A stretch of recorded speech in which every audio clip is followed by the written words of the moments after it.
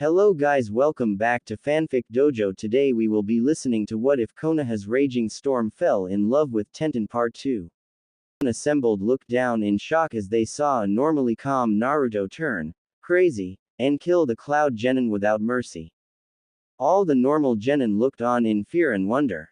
However, a select few had different thoughts.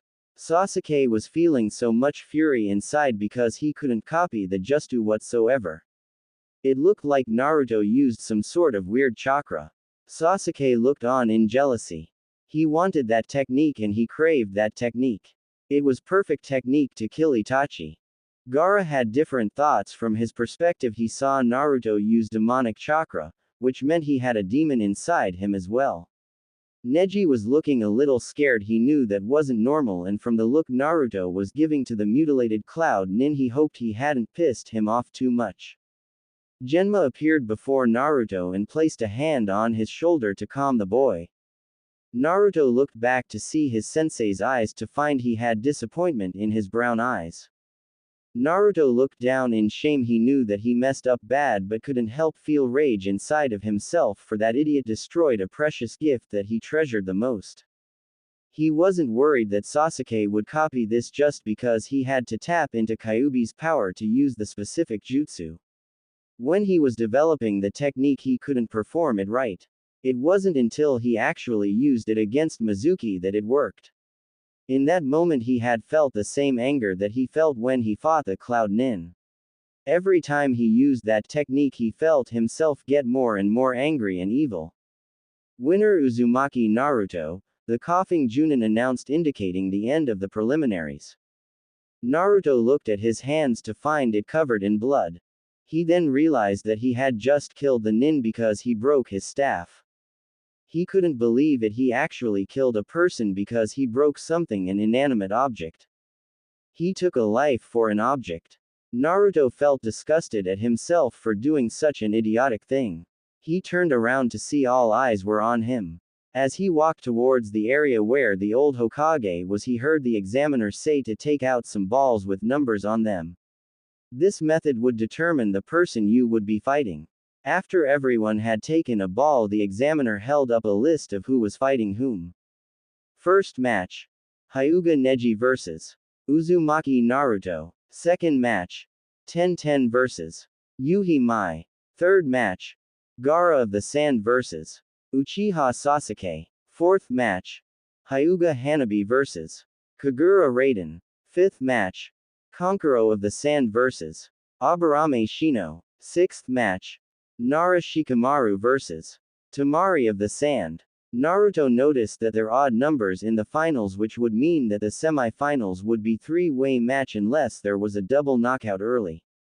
Naruto looked at list more carefully and cursed his luck. He really wanted to fight that arrogant Uchiha and put him in place. The Hokage said the whole group had a whole month to prepare for this battle and Naruto couldn't wait to train to his fullest. After the announcement, Naruto walked slowly over to his broken staff and picked up both pieces. He looked around the arena to find no one was there anymore. Naruto was walking slowly out of the building when he heard a familiar voice.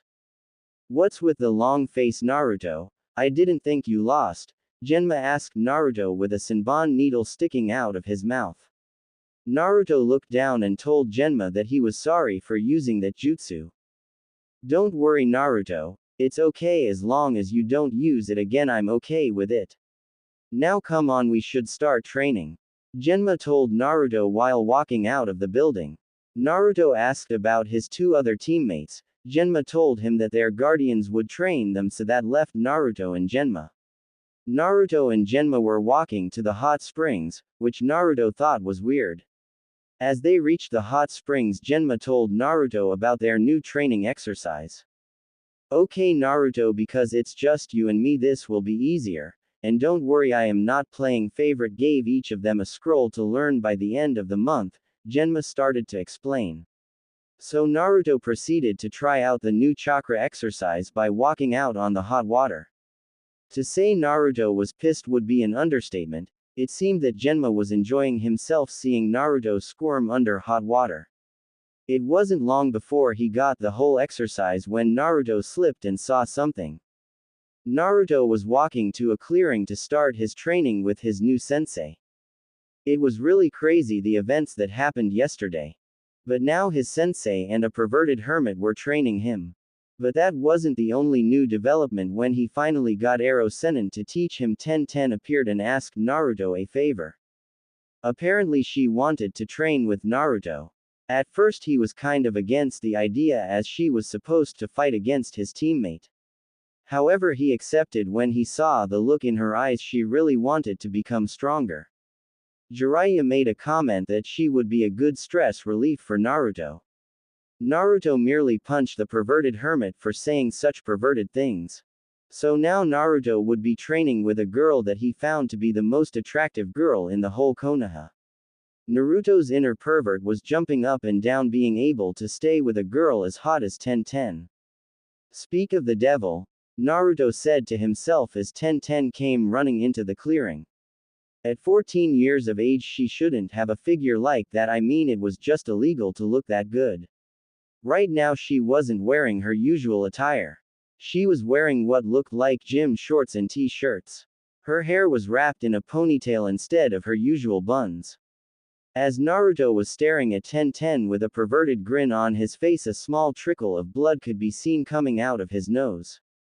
So Naru-chan, like what you see? Giggle, Tenten asked him, a sly smirk while striking a pose. She wore the tightest clothes she had in her wardrobe. Often people asked her why she hung out with a loser like Naruto. Well, it was a guarded secret that she really loved him ever since the day he saved her from a group of bullies. Flashback 6 years ago. Ha ha ha ha ha, look at this stupid girl trying to play in our spot. Who the hell do you think you are? An older kid taunted her. Tenten was scared out of her wits. Her mother told her never to play in this area. But she wouldn't listen. Like always, she went into trouble headfirst. On top of that, she starts to defend this loser here with these weird red eyes. A second older kid starts shouting at her. Tenten had tears streaming down her face. She didn't want to show any weakness, but the girl next to her was already shaking from the taunts of the older kids. Tenten never liked bullies, and when she saw older boys pick on a defenseless girl, she couldn't help but let her sisterly senses kick in and defend the girl. She wasn't regretting the decision but the method in which she came to help the girl. So boss, what do you wanna do with this girl, huh? A smaller kid asked the leader of the gang. It's shame such a cute girl would be such a little bitch, but I guess we have to show her who's the boss. The boss said while cracking his knuckles and looking at Tenten with a sneer. Tenten didn't stop the tears flowing down her cheeks. She was so scared she prayed to the heavens that someone would save her. Oi, you bastards, what do you think you're doing? Picking on someone younger than you and girl as well? A blonde-haired blue-eyed kid shouted out. Tenten looked at her savior and couldn't help but blush as she thought that he was really cute. The boy had appeared out of nowhere and had cheesy grin on his face. Who the hell do you think you are, shrimp? I gonna kill you for that, the leader spoke while charging the boy. The other people in the gang ran at the boy as well, intent on showing him up. When they charged him, he had seemed to disappear out of nowhere. Tenten saw a yellow flash appear right before her eyes. It was like time slowed down and the boy looked back and gave her the biggest smile ever. Tenten's heart started to speed up as her hero said a few words that made her fall for him. Don't worry, you're safe now, I'll protect you, the blonde boy said to her. The bullies seemed to have noticed that the blonde kid was no longer there and turned around. They all saw the short blue-eyed kid charge them with blistering speed. He kneed the leader, who fell over and then elbowed him in the stomach. As he was on the ground, he spun on the ground with his legs in the air and knocked out the two other kid out. The blonde kid flipped up in the air while his leg kicked another kid in the air. As the mysterious hero landed near the girls, the remaining kids got up and ran while dragging their friends away. Wow, my training is really paying off. I am so strong, the blonde kid exclaimed while pumping his fist into the air. He turned around to face the two girls. Hey, you two, are you okay? They didn't hurt you, right? Tenten's savior asked with genuine concern. Tenten just shook her head to indicate that she was okay. Hey, can I get your name? Tenten asked with a tint of pink on her cheeks. I am Uzumaki Naruto, the future Hokage of this village, please too, Naruto started off saying but was cut off. There he is, big brother, that's the guy who punched me, the leader of the gang was back in with older guys. Naruto knew he wasn't any match for these guys and bolted off. As Tenten saw the boy run off, she couldn't help but smile and sigh to herself. Uzumaki Naruto, my hero. Flashback end. Tenten looked at her savior to see he was still the fun-loving kid who would protect anyone. Unfortunately, he never remembered that day, but that didn't stop her from admiring the boy. She loved teasing him because he would just sputter and say such cute things. Tenten sat down next to her hero and looked at him with a smile. Naruto felt Tenten's soft brown eyes look at him. He turned his head to see her look at him with sultry gaze. Naruto, being Naruto, of course couldn't help but blush. Why you look really pretty, Tenten, Naruto sputtered out. Tenten, being a girl, of course, starting babbling about how she did her hair different and what shampoo she was using. Naruto, however, was not listening but gazing at her softly. They were both interrupted when Genma and Jiraiya appeared. Tenten, like Genma, didn't come from a shinobi family, so had to work by herself. She wanted to become a weapon specialist. It was her life dream as a shinobi to become something that not many shinobis are like and to grow up like Tsunade. When Jiraiya heard this, he thought it was rather interesting and that she might be useful in the future. The two senseis started them off on some individual training. According to Jiraiya and Genma, Tenten had some pretty strong legs and they were quite long. Her ability to do splits was quite amazing as well. It seemed she was quite flexible. Naruto put in an idea for her to learn taijutsu that uses leg forms a lot. Apparently he had a scroll with a very strong leg form. So the two senseis gave her some leg weights and some exercises to condition and strengthen her legs. Also, she would be trying to learn more jutsu with weapons involved and to try and use her weapons more often. Unfortunately, Genma had to go on a mission for the Hokage, which required his immediate attention. But because Jiraiya was here, he could oversee their training. Naruto started off by doing some summoning techniques by using his other chakra. A week had passed and the two genins were getting along quite nicely. Everyone could see the big difference that Tenten had made, she coming along quite nicely. Naruto summoned the boss toad by accident by the end of the week. Jiraiya was shocked that Naruto was able to grasp the technique so quickly. His ability to use the fox's chakra was amazing. Jiraiya, being the pervert he is, quickly went away saying he had research to do in some other village. It was funny when Naruto already told him that he could do summoning technique already. When Naruto told him he could summon the Monkey King Enma, Jiraiya seemed alright with it. Apparently there are two types of summons, one which the animal can turn into a weapon and are summoned through a weapon. The other is on of the boss toad size.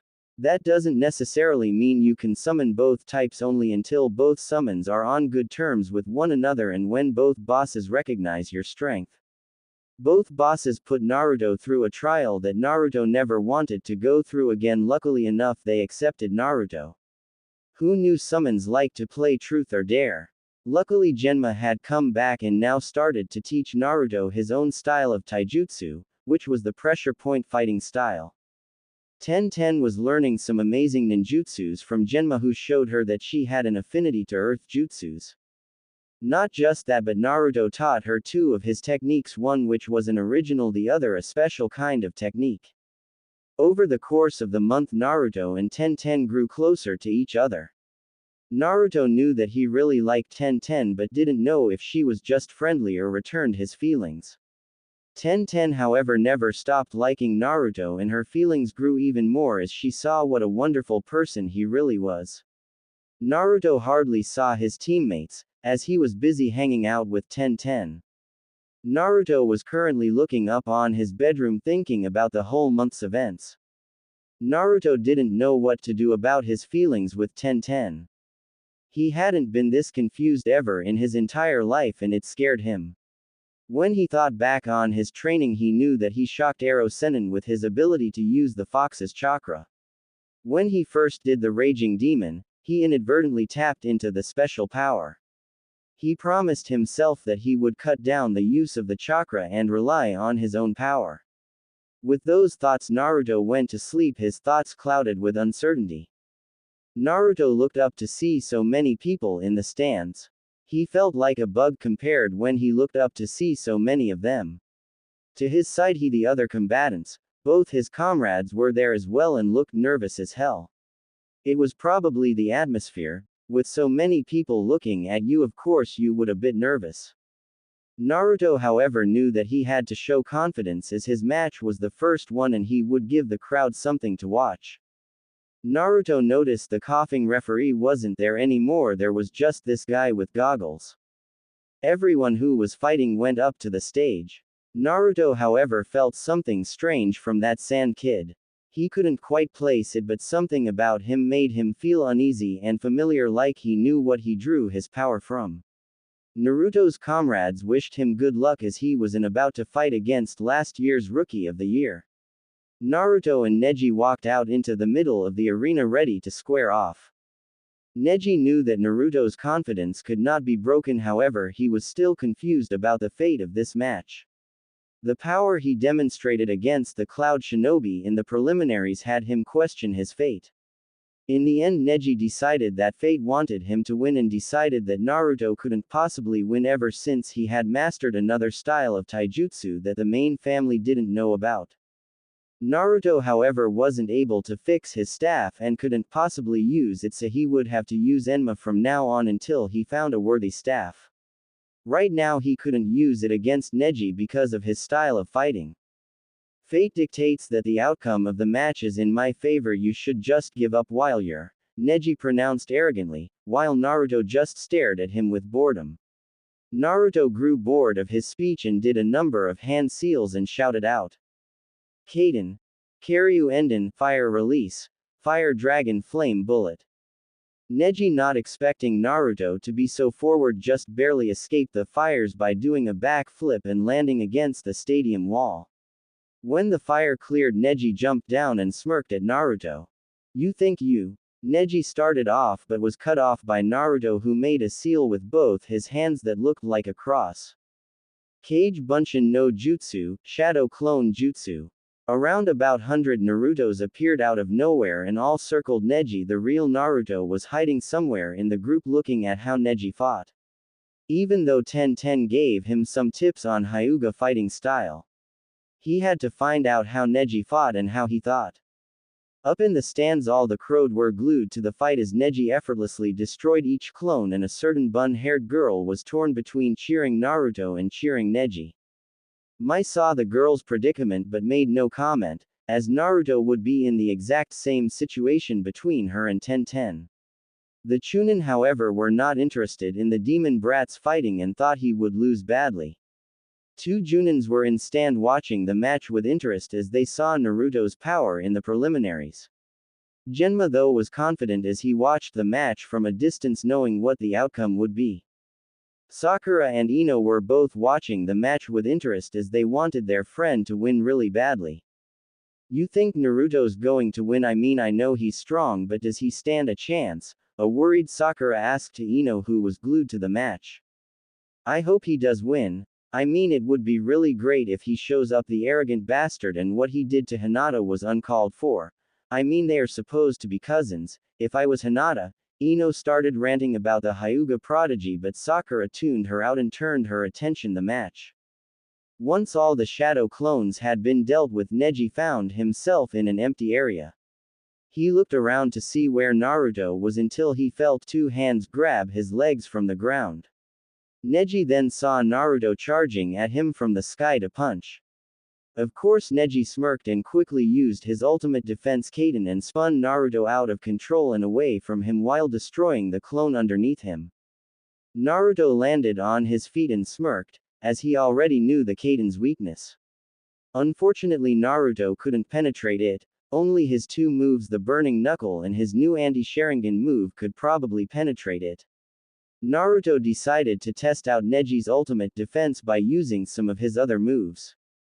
Uzumaki Clan Ninjutsu. Chakra Wave. Naruto punched the ground to release a stream of chakra at tremendous speed. Neji, seeing that he couldn't dodge, prepared to use his Kaden.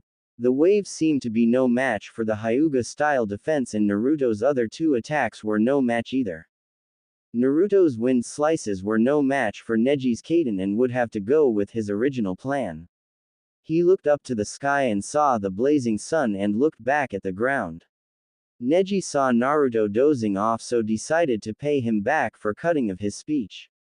Luckily, Naruto saw Neji coming at him and decided to put his plan in motion. Kirigakur no Jutsu, Hiding Mist Technique. The whole battle area was enveloped in mist and the spectators couldn't see Neji or Naruto. All the Chunin and Junin were shocked to see that Naruto knew a hidden mist technique. Genma, though, was wondering what Naruto was up to. He looked up to the sky to see the blazing sun heat up the mist. Genma smirked and knew what Naruto was up to and couldn't wait for the outcome. Sweden. Daibikufu no Jutsu, Water Release, Great Waterfall Technique. All the mist seemed to be drawn into a spot and then made into water and shoot out towards Neji. Neji luckily saw this and dodged it with ease as water engulfed the arena and landed on the ground. When the water cleared, the spectators were hanging on the edge of their seat to see Naruto and Neji squaring off and dodging each other's kunai. The examiners were impressed to see Naruto use such strategy to use water jutsu so creatively. It was hard for a shinobi to use water-type techniques without a water source. Only those who have a natural affinity could do it.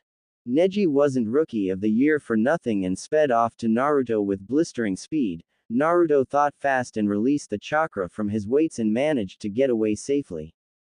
Even thought they were both panting, Naruto got a burst of chakra from his weights, which helped him out greatly. But Naruto's first mistake was to let Neji start talking. Naruto, feeling sorry for him, let him blab on about destiny and how crappy his life was. The demon vessel, however, didn't realize that Neji was getting closer and closer until he said a few words that made Naruto berate himself. "You're in my range of divination," Neji spoke and charged Naruto, closing of 64 of his chakra points. Hake Rokujiyu Yansho, 8 trigrams 64 palms. Naruto slowly got up and berated himself for letting him get that close and started to back off and crawl back from Neji. Neji, though, smirked, thinking he had won the match, and started to spout his seal of hate, telling Naruto that he wouldn't know what it's like to have a seal you couldn't remove. Naruto, however, felt anger brimming. How dare that bastard say something like that? The spectators and shinobi looked at the match thinking it was over. Genma was still confused about how Naruto let Neji get so close to him. That was until he saw something that made him smirk. Tenten felt terrible with herself. She knew Naruto couldn't come back because he was a ninjutsu specialist. Hyuga Hiyashi, who was in the stands, was shocked beyond belief that Neji knew a main branch technique. Naruto got up and congratulated Neji for having such a great technique. "Great technique, Neji, I really commend you, but you know what your problem is? You don't look at the bigger picture," Naruto told him with a smirk. "What the hell are you talking about?" Neji asked with a sneer. "Don't you think it's a bit hot for puddle that size?" Naruto asked with a small size. Neji slowly looked down to his feet to see a big puddle. But it was too late for Neji to react as he saw Spiral Flame Fist coming right at him and uppercut him in the air. The result was that force of the uppercut and the flames made Neji useless, as he lied flat on the ground. Because Neji was unguarded, he felt the full force of the punch. Uzumaki Clan Taijutsu. Shinryuken, Vertical Dragon Punch. The Naruto that appeared from the puddle was a shadow clone and puffed out as it landed near Naruto. Naruto walked up to Neji with his hands in his pocket. "I know what it's like to have a seal that can't be removed, but do you see me go around crying and spouting how I can't change anything about it? You're a good person, Neji, you can defy destiny if you have hope and willpower." With those words, the referee pronounced Naruto the victor of the match and everyone started cheering. The Hokage was looking at Naruto with a big smile. He was defiantly growing up to be a fine young man, and from the looks of it he would take his position. Sandaime looked to his right to see the Kazekage enjoying the display that Uzumaki Naruto was showing. Hokage-sama, where did that boy learn that technique of his? Orochimaru asked in disguise. Well, Kazekage dono, the boy Uzumaki Naruto created most of his techniques, and I must say he is a genius when it comes to original jutsus. I guess he has a knack for it, Hokage said with a big smile while waiting for the next match to start. Orochimaru was just thinking that this boy would be a great problem in the future, seeing as that he had an unwavering love for this village and its people. Orochimaru hoped he could try and make him switch sides and join him. So that whole mist water thing was just a cover for Naruto to hit and get past Neji's defense. He already tested it by going underground and grabbing his legs, one of the Chunin examiners said while complimenting him. He's defiantly not Genin level, that's for sure. He's defiantly Chunin level, another examiner said while looking down at Naruto. Yes, Naruto seemed to have impressed everyone. Mai and Tenten's match was up and Mai prompted to jump into the fighting area. While Tenten walked out to the arena hoping to catch Naruto on the way. She saw her hero walking up and he started smiling. Tenten saw him blush and heard him say good luck for her match. Naruto, thank you, and I like to give you a gift for winning that match, Tenten said while she quickly pecked Naruto's lips and quickly ran down to the arena. Naruto, who was just shocked at being kissed, just stood there with a dazed look. Mai and Tenten were both the strongest female genins in Konoha. Because no one knew Hanabi's strength, they didn't know how strong she really was.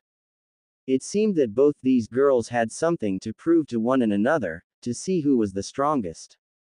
The referee announced the match and both shinobi locked in a battle of kenjutsu with both their swords flashing. Mai had opted for her twin swords while Tenten was fighting Masamune, a long katana almost twice the size of her.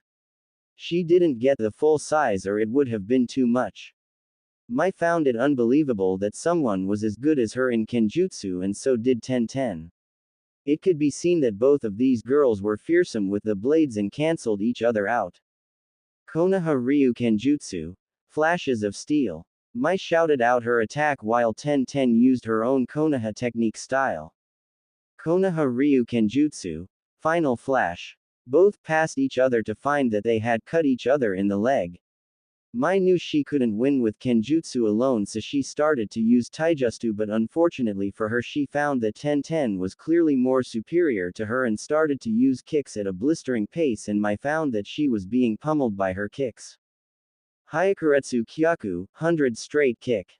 Naruto was watching from the stands and didn't know what to do, so he just stood there watching the match while shaking his fists.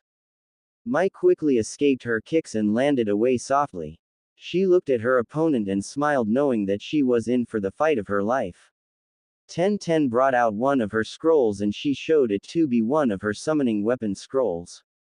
Tobidogu projectile weapons. Tenten summoned a large amount of shuriken and kunai and threw them at Mai with incredible speed. Mai merely deflected them with ease with her twin katanas.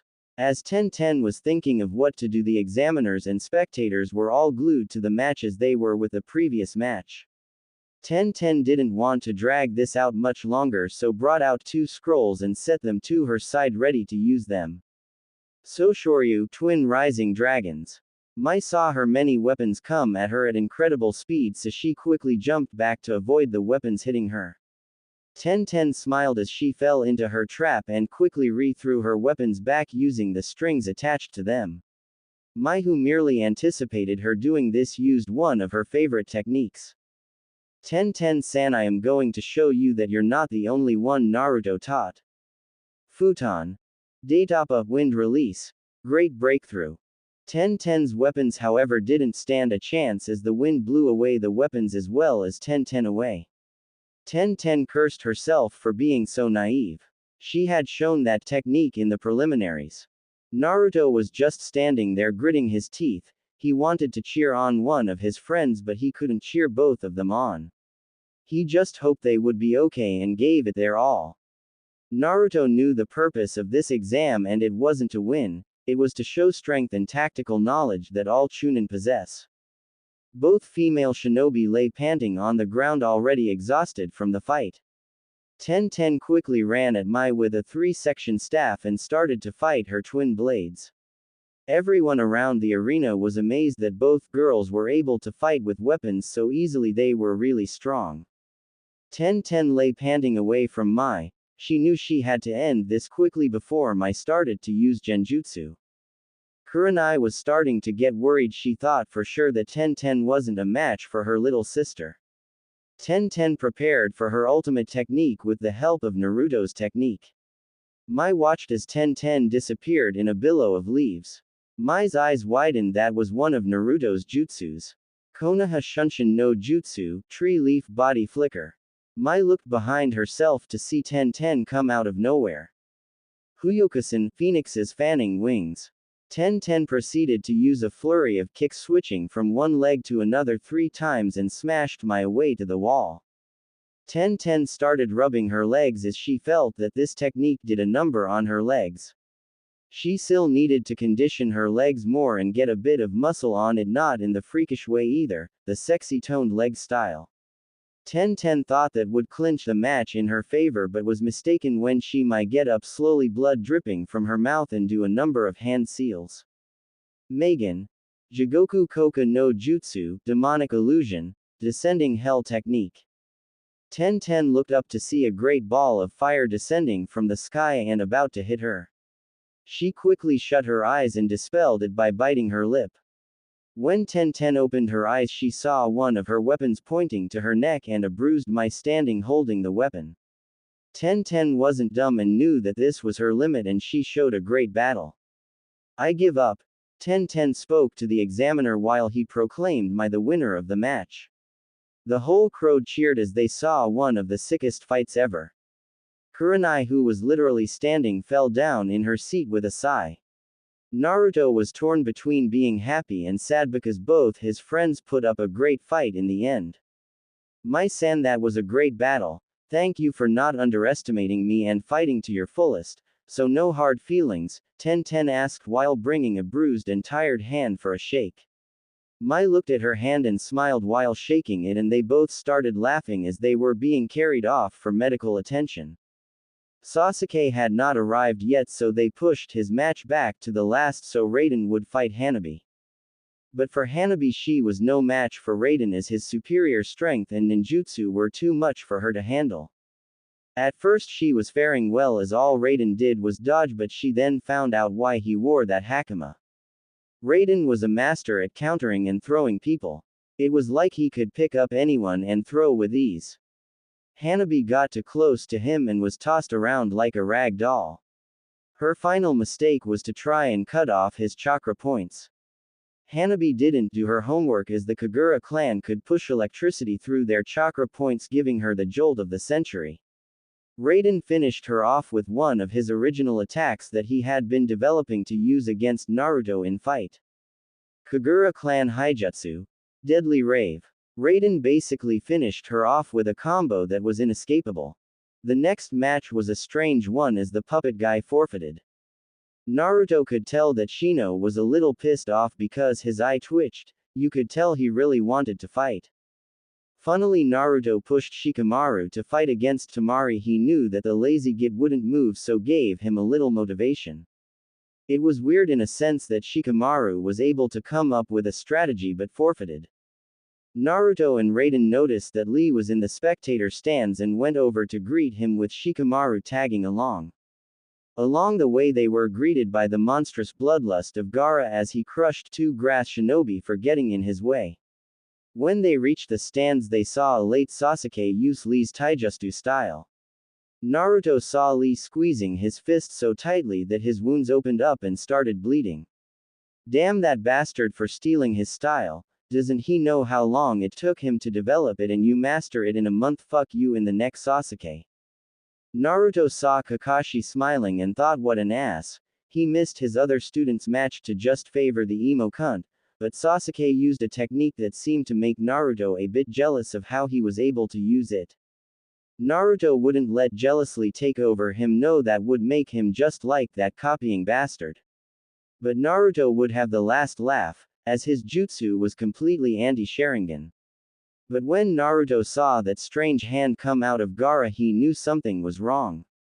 His chakra felt demonic. Oh shit, he couldn't be. That's impossible, Naruto thought to himself.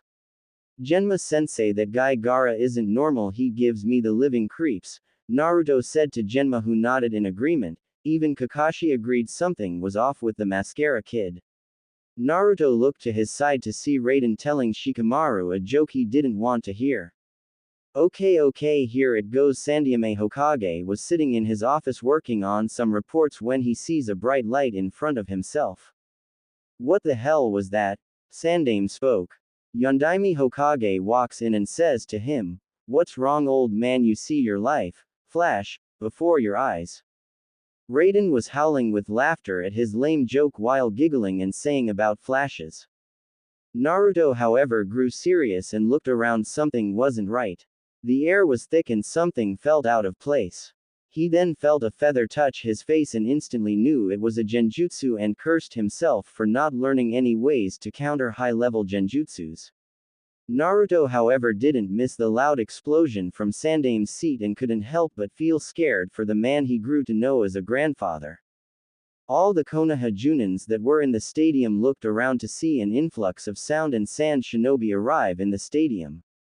Sakura looked around, already being able to deflect the genjutsu to see Konoha shinobi fight the sound and sand shinobi. Genma jumped down to take on the sand shinobi that was the Junin sensei of the sand trio. Aoba quickly jumped off the arena and started to help the other Junin fight the sound shinobi. Genma looked at a bleeding Sasuke to tell him to go after Gaara, as he was a shinobi of the leaf.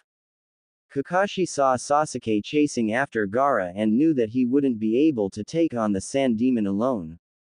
Sakura, I want you to release the genjutsu from Naruto, Raiden and Shikamaru. I am giving you AA rank mission, Kakashi said while doing his summoning technique to bring forth the dog named Pakun.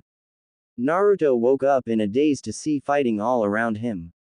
Naruto looked at Sakura, Raiden and Shikamaru, to them looking back at him with a grim expression. Before he could even ask anything, they pulled him through a hole through the stadium that Guy had created. Naruto was running quite fast and trying to keep up with the events that had just happened. Right now Sakura, him and the little dog were running towards the area where Sasuke and Gaara were fighting.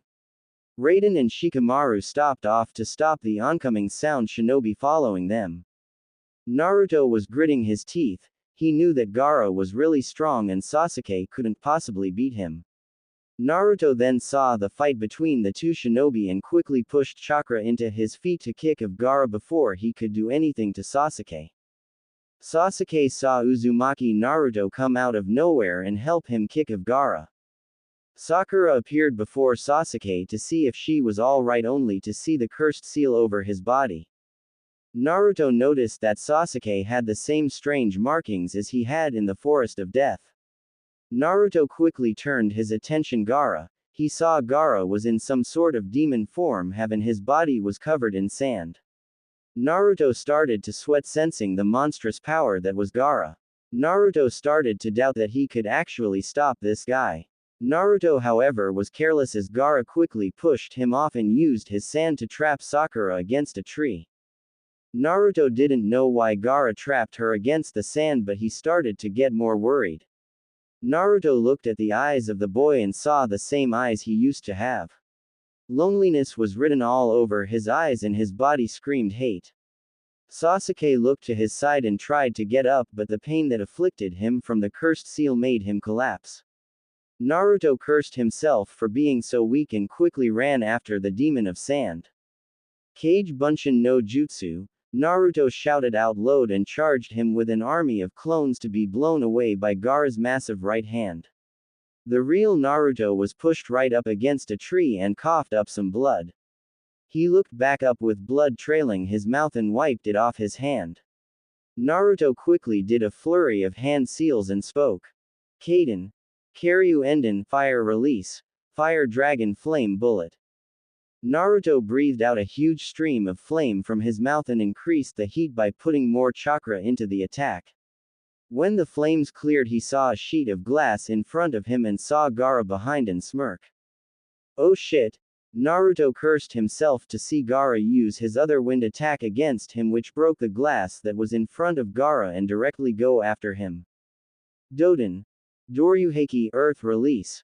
Earth-style wall. Naruto on instinct called forth the wall of earth, which saved him from the glass shards that would have surely killed him. Naruto looked behind himself to see Gaara behind him smirking.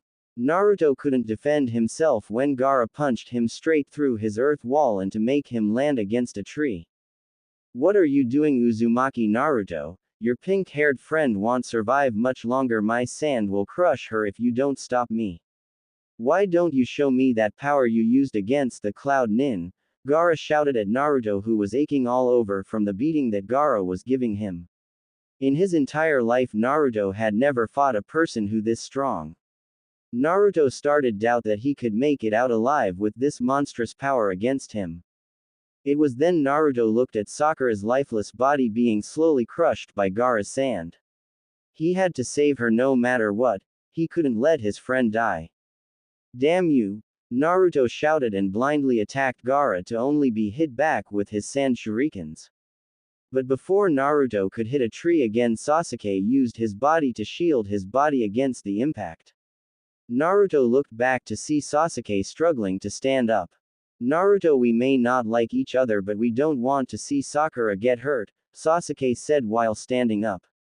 He didn't even look back at Naruto but said something. I'll distract Gaara and you go save Sakura and get out of here. I don't want to see another important person die. Naruto, make sure she is safe, Sasuke finished saying, and Naruto finally understood where people got their strength from. Up until now, Naruto was fighting for himself and only to prove his strength. Naruto stood up slowly and said, "Thanks Sasuke, you finally made me realize why I was so weak against this guy. You go rest, you have done enough, let me handle the rest," Naruto said while forming a seal that looked like a cross. "I will protect Sakura with my life," Naruto shouted out and spoke his jutsu. Taju Kage Bunshin no Jutsu, multiple shadow clone technique. About 100 Narutos appear in the forest and look smugly at the Sand Nin. All of the Naruto proceed to pummel the shit out Gaara, punching him and using various jutsus. Gaara is looking at Naruto with anger at how he is able to muster this kind of strength and finally goes overboard and releases his final form. Naruto couldn't believe how powerful Gaara was. Even after his non-stop training, it seemed like his power was only a fraction of Gaara's. Naruto looked around to see sand forming around his body and knew this would be the end. However, hearing Sakura's cry for help, Naruto couldn't let her down, not yet, not now. Kuchio's no Jutsu, summoning technique. Naruto poured all his remaining chakra into the technique to summon the toad boss, and it worked. With Naruto breathing heavily upon a huge toad, Naruto saw the huge sand form of Gaara. Gamabunta had told Naruto all about which demon and what condition Gaara was in. That was until Gaara used his force sleep technique to bring out the demon. The battle that ensued was one Naruto wouldn't forget in a very long time. It seemed the boss toad was pulling out all the stops to try and take out the sand raccoon.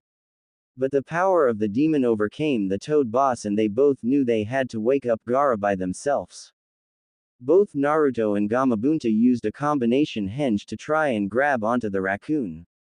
Naruto knew that this was his only chance to stop the demon. With little chakra he had left, Naruto charged his fist and made a straight dash at Gaara that couldn't be stopped even by the demon himself. Naruto had developed this jutsu that the user gathers a vast amount of chakra in his hand, which becomes so much that it starts to burn the user's hand. But before the user's hands gets blown to shreds, they push with a small amount of chakra with their feet. The advantage of this attack was that the user would move at an inhuman speed. But the disadvantage was that the user could only move forward and the person had to stay in the same spot. Luckily for Naruto, Gaara was a sitting duck for him and literally knocked some sense into him. Uzumaki clan taijutsu, burning knuckle. With the force of the punch, the stupid raccoon was put back in Gaara's and forcibly waked the Jinchuriki. Naruto was heaving and sighing. He could tell that he was at his limit, but he needed to deliver the final blow to end this fight. He could hear the boss Toad telling him good luck as he puffed back to wherever he came from. Naruto need chakra and knew one way to get it. Damn stupid fox, I hate borrowing your power, but if you don't give me your chakra we're both dead. So give me some rent, you damn lecher. Naruto roared in his head, and all he got was a deep and evil laugh as red chakra surrounded his body and blew off his headband. Damn you Uzumaki, Naruto, just die. Gaara shouted back at Naruto in anger, making all the sand around him attack Naruto. Naruto looked up and smiled. This was a perfect time to use his latest kinjutsu. Gaara looked around to see Naruto disappear. Uzumaki clan kinjutsu, Masogi. Naruto shouted out his technique as he appears from the sky with blinding light that hits Gaara straight in the chest, taking him out of the match. Naruto, however, didn't realize that being so high up in the air and the force of the blow would cause him so much harm. Naruto landed on the ground with his left hand bleeding and stinging with pain. But the fight was won, and Naruto gave Gaara some advice and a fact why he was so strong. At Naruto's final words, he saw Sasuke and he told him Sakura was fine. Naruto's contented smile was the only thing you could see as he drifted into unconsciousness. Naruto was looking at a picture of him and the old Hokage. This picture was taken when he first developed the Raging Storm and he was bedridden for a week. Using his right hand to hold the picture as his left one was in a cast and in a sling. Naruto looked at the happy face of the old man. Naruto willed himself not to cry but couldn't help the tears roll down his cheeks and hit his precious memory. The old man was the first person to ever recognize his strength, and now he was dead. He couldn't believe the strongest shinobi of the leaf was dead. Sarutobi Hokage was the person who made Naruto who he was. With that little help he was able to start his shinobi training. His gold card was the key, the locked gate that gave him so many opportunities. He had told himself that he would pay back the old man and make him retire so he could live out his golden years properly like he deserved. Now he wouldn't be able to see the kind smile or great tip that would make Naruto's day. Naruto looked down and put the picture away, his headband currently hanging from his neck as he wore an all-black outfit for the funeral of people who gave their lives for the battle. Naruto stood up and left his apartment and slowly walked down the streets. His two teammates who had made it out safely but had bruises from their fights quickly joined him. Naruto and Co arrived at the memorial service to see a crowd of shinobi gather around to mourn for their leader. The greatest leader this village had ever seen. He had been with the village as Hokage for a very long time and was considered the best leader this village had ever produced. Naruto sighed from his position and looked up to the mountain to see a crack on the face of the third. Naruto looked to his right to see a crying Konohamaru weeping for his grandfather. Under all that thought, exterior and verbal abuse of the third, he could tell that Konohamaru loved his grandfather a lot and would greatly miss like everyone else. The service had started and shinobis had started to give a white flower to the memorial of Sarutobi Hokage. Naruto thought back to all his happy memories and smiled at himself. As the rain cleared and the people went back home, Naruto told himself not to beat himself up with the death of the old man. Sandaime would have wanted him to be happy that he protected the village and he was shaping up to be a great man. Naruto ran up to his teammates and started to chat with them about anything in general. Team 6 had arrived at a restaurant that was open to everyone, but usually shinobis ate here. The restaurant owner Maki Hime came up to Team 6 and asked their orders. "So guys, what will it be, or are you guys not hungry?" Maki asked to her favorite team. Well, eat the usual, Maki, but get Naruto something he can eat with one hand," Genma said while taking his Senbon needle out and placing it on the table. With that, Maki went over to go and cook some of her specialty dishes. "So Naruto, any word on how to fix your left arm?" Mai said while drinking some water. Naruto's hand was completely broken and the muscles were burnt out. This time it was the fox's chakra that made it worse.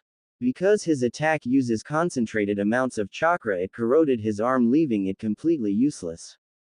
Yeah, they said they could fix it, but I would have to go into surgery and they could botch the surgery, making my arm even worse than it is now, Naruto said, sighing to himself.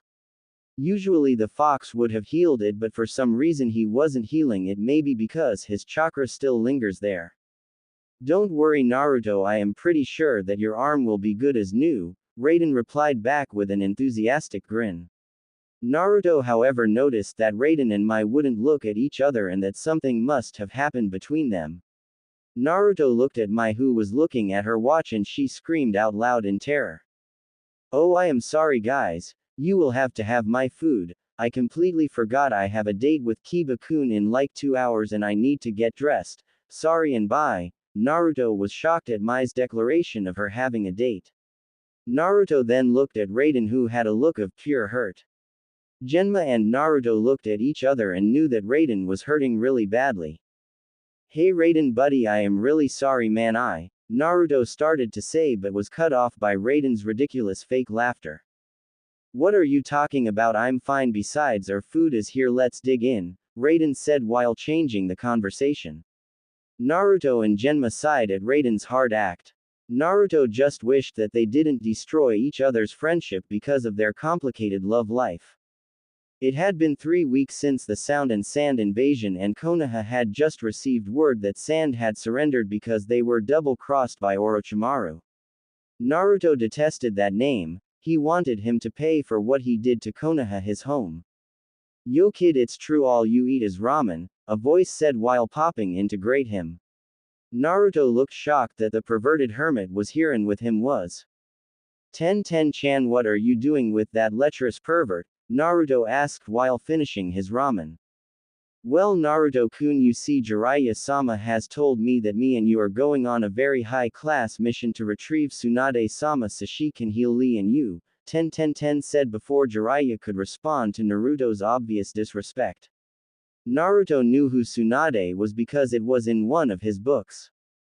Oh, even though you're ungrateful brat, I am going to teach you a really great jutsu, so pack, Jiraiya started to say but didn't finish because as soon as he said that he would be teaching Naruto a jutsu, all that could be seen is a Naruto-shaped dust cloud. I swear that boy loves jutsu more than anything else, Jiraiya sighed out loud while walking to the gate. 30 minutes later, Naruto, Tenten and Jiraiya were at the village gates ready to leave. Not known to either of the two genins, one of the real reasons is for leaving was that Tsunade would become the new Hokage. Jiraiya however didn't know of the battle that was going on between Konoha Junins and two missing nins. You don't know the real reason of why we are here and who we are, Itachi said with a smirk while looking at 4 Konoha Junins, which consisted of Guy, Asuma, Kurenai and beaten Kakashi after experiencing Tsukuyomi. They might not know what you're after, but I do, Akatsuki scum, Genma said appearing behind Itachi and Kisame. Itachi and Kisame looked behind themselves to see a Senbon needle-sucking shinobi with a lazy smile. I know your true purpose, which is the Kyuubi inside Naruto, isn't it? Genma asked them.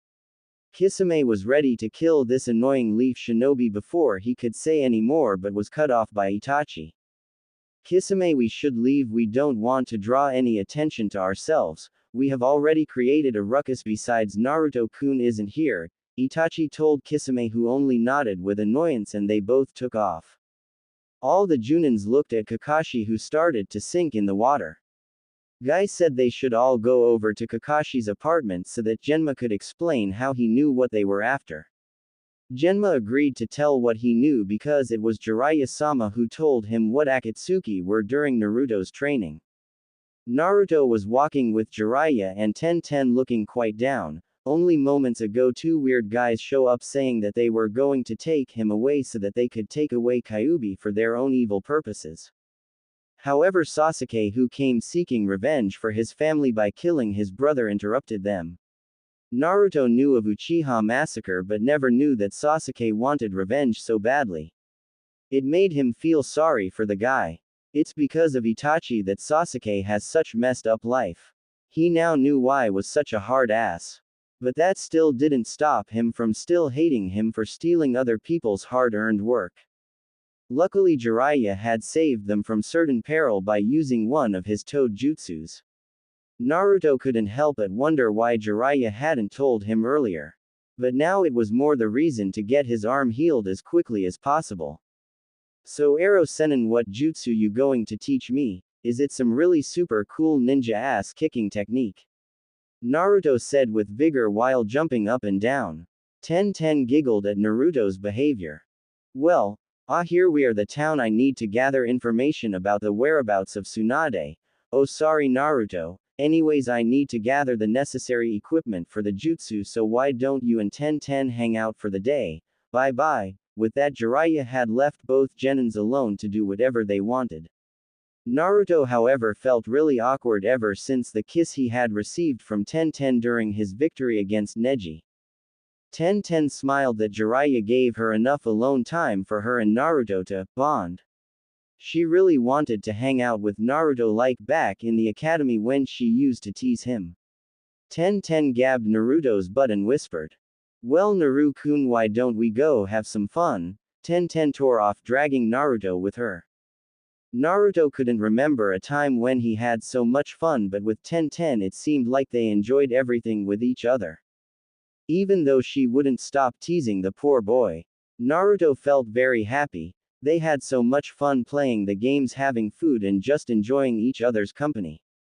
Tenten was currently snuggling a huge teddy bear that Naruto won for her in the bullseye competition. Naruto looked at the brown-haired minx and smiled at her contented face. She looks really happy and Naruto just found it nice and weird. Tenten-chan, I don't want to be rude, but why do you hang out with me?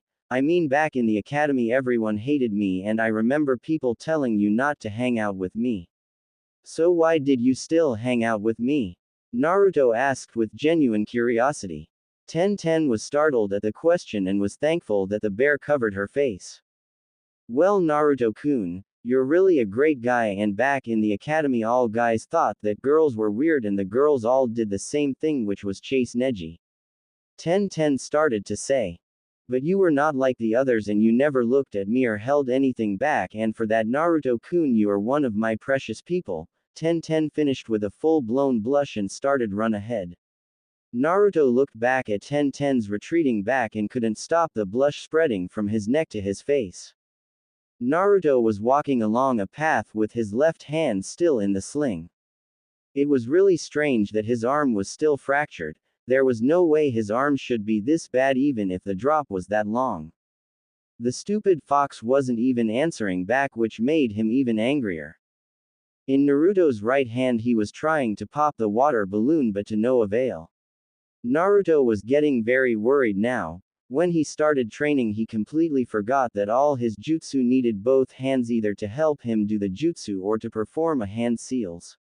So right now Naruto really needed that woman's help. But he didn't know much about her other than the fact she was the first's granddaughter and she was on the pervert's team. So when he asked both Ero Sennin and Tenten, they both looked shocked that a person like me wouldn't know who she was. But Jiraiya didn't get to explain who she was because Tenten dove into an explanation about her heroine, the great Tsunade. Naruto smiled when Tenten's eyes lit up when she explained who the great Tsunade was. Naruto and Ko kept looking for the elusive Sannin, and Naruto progressed far with the water ball exercise by already popping it in his right hand. But it had taken him 2 weeks to actually do it, and whenever he did it, it became quite a strain on him. Naruto and Ko had been searching for the elusive Sannin for 3 weeks and with no sign of her at all, but when Jiraiya said they would eat at a place for dinner they got the shock of their lives. Jiraiya! Tsunade shouted out from her seat looking at the perverted Sannin. Jiraiya thanked God he found her because he was getting pretty tired of finding her. So the 5 shinobi sat down and something to eat or drink. Naruto was finding it pretty hard to eat with one hand again, and Tenten volunteered to be his other hand and she was spoon-feeding him like a little baby. Shizune was looking at the both of them and started to laugh at Naruto's obvious embarrassment. After they had their meal Jiraiya told them about the situation and what Orochimaru did and offered her the position as the next Hokage. Naruto was obviously shocked at what had transpired here. He didn't know that Jiraiya's real intention was to actually bring her back to make her the Hokage. Humph. Hokage. Only a fool would be the Hokage, Tsunade said while she berated the position of the Hokage. Naruto though felt anger course his body as she started to verbally abuse the Hokages. But her next words made Naruto snap. Humph, the old man had it coming to him anyways, Tsunade said with no emotion whatsoever. Naruto snapped the glass in his hand and leapt on the table, his face so close to Tsunade's that their noses were almost touching. How dare you say that about the Hokage? Who gave you the right to say something like that? I beat you to bloody pulp even if you're a woman, Naruto whispered to her in pure malice. Tsunade, however, being such an experienced shinobi, merely shrugged off Naruto's action and told him to prove it by backing up his words. Naruto was at a handicap for having only one arm but also her being a Hokage-level shinobi. Naruto knew he never stood a chance, but he had to show her what a Konoha shinobi is supposed to do.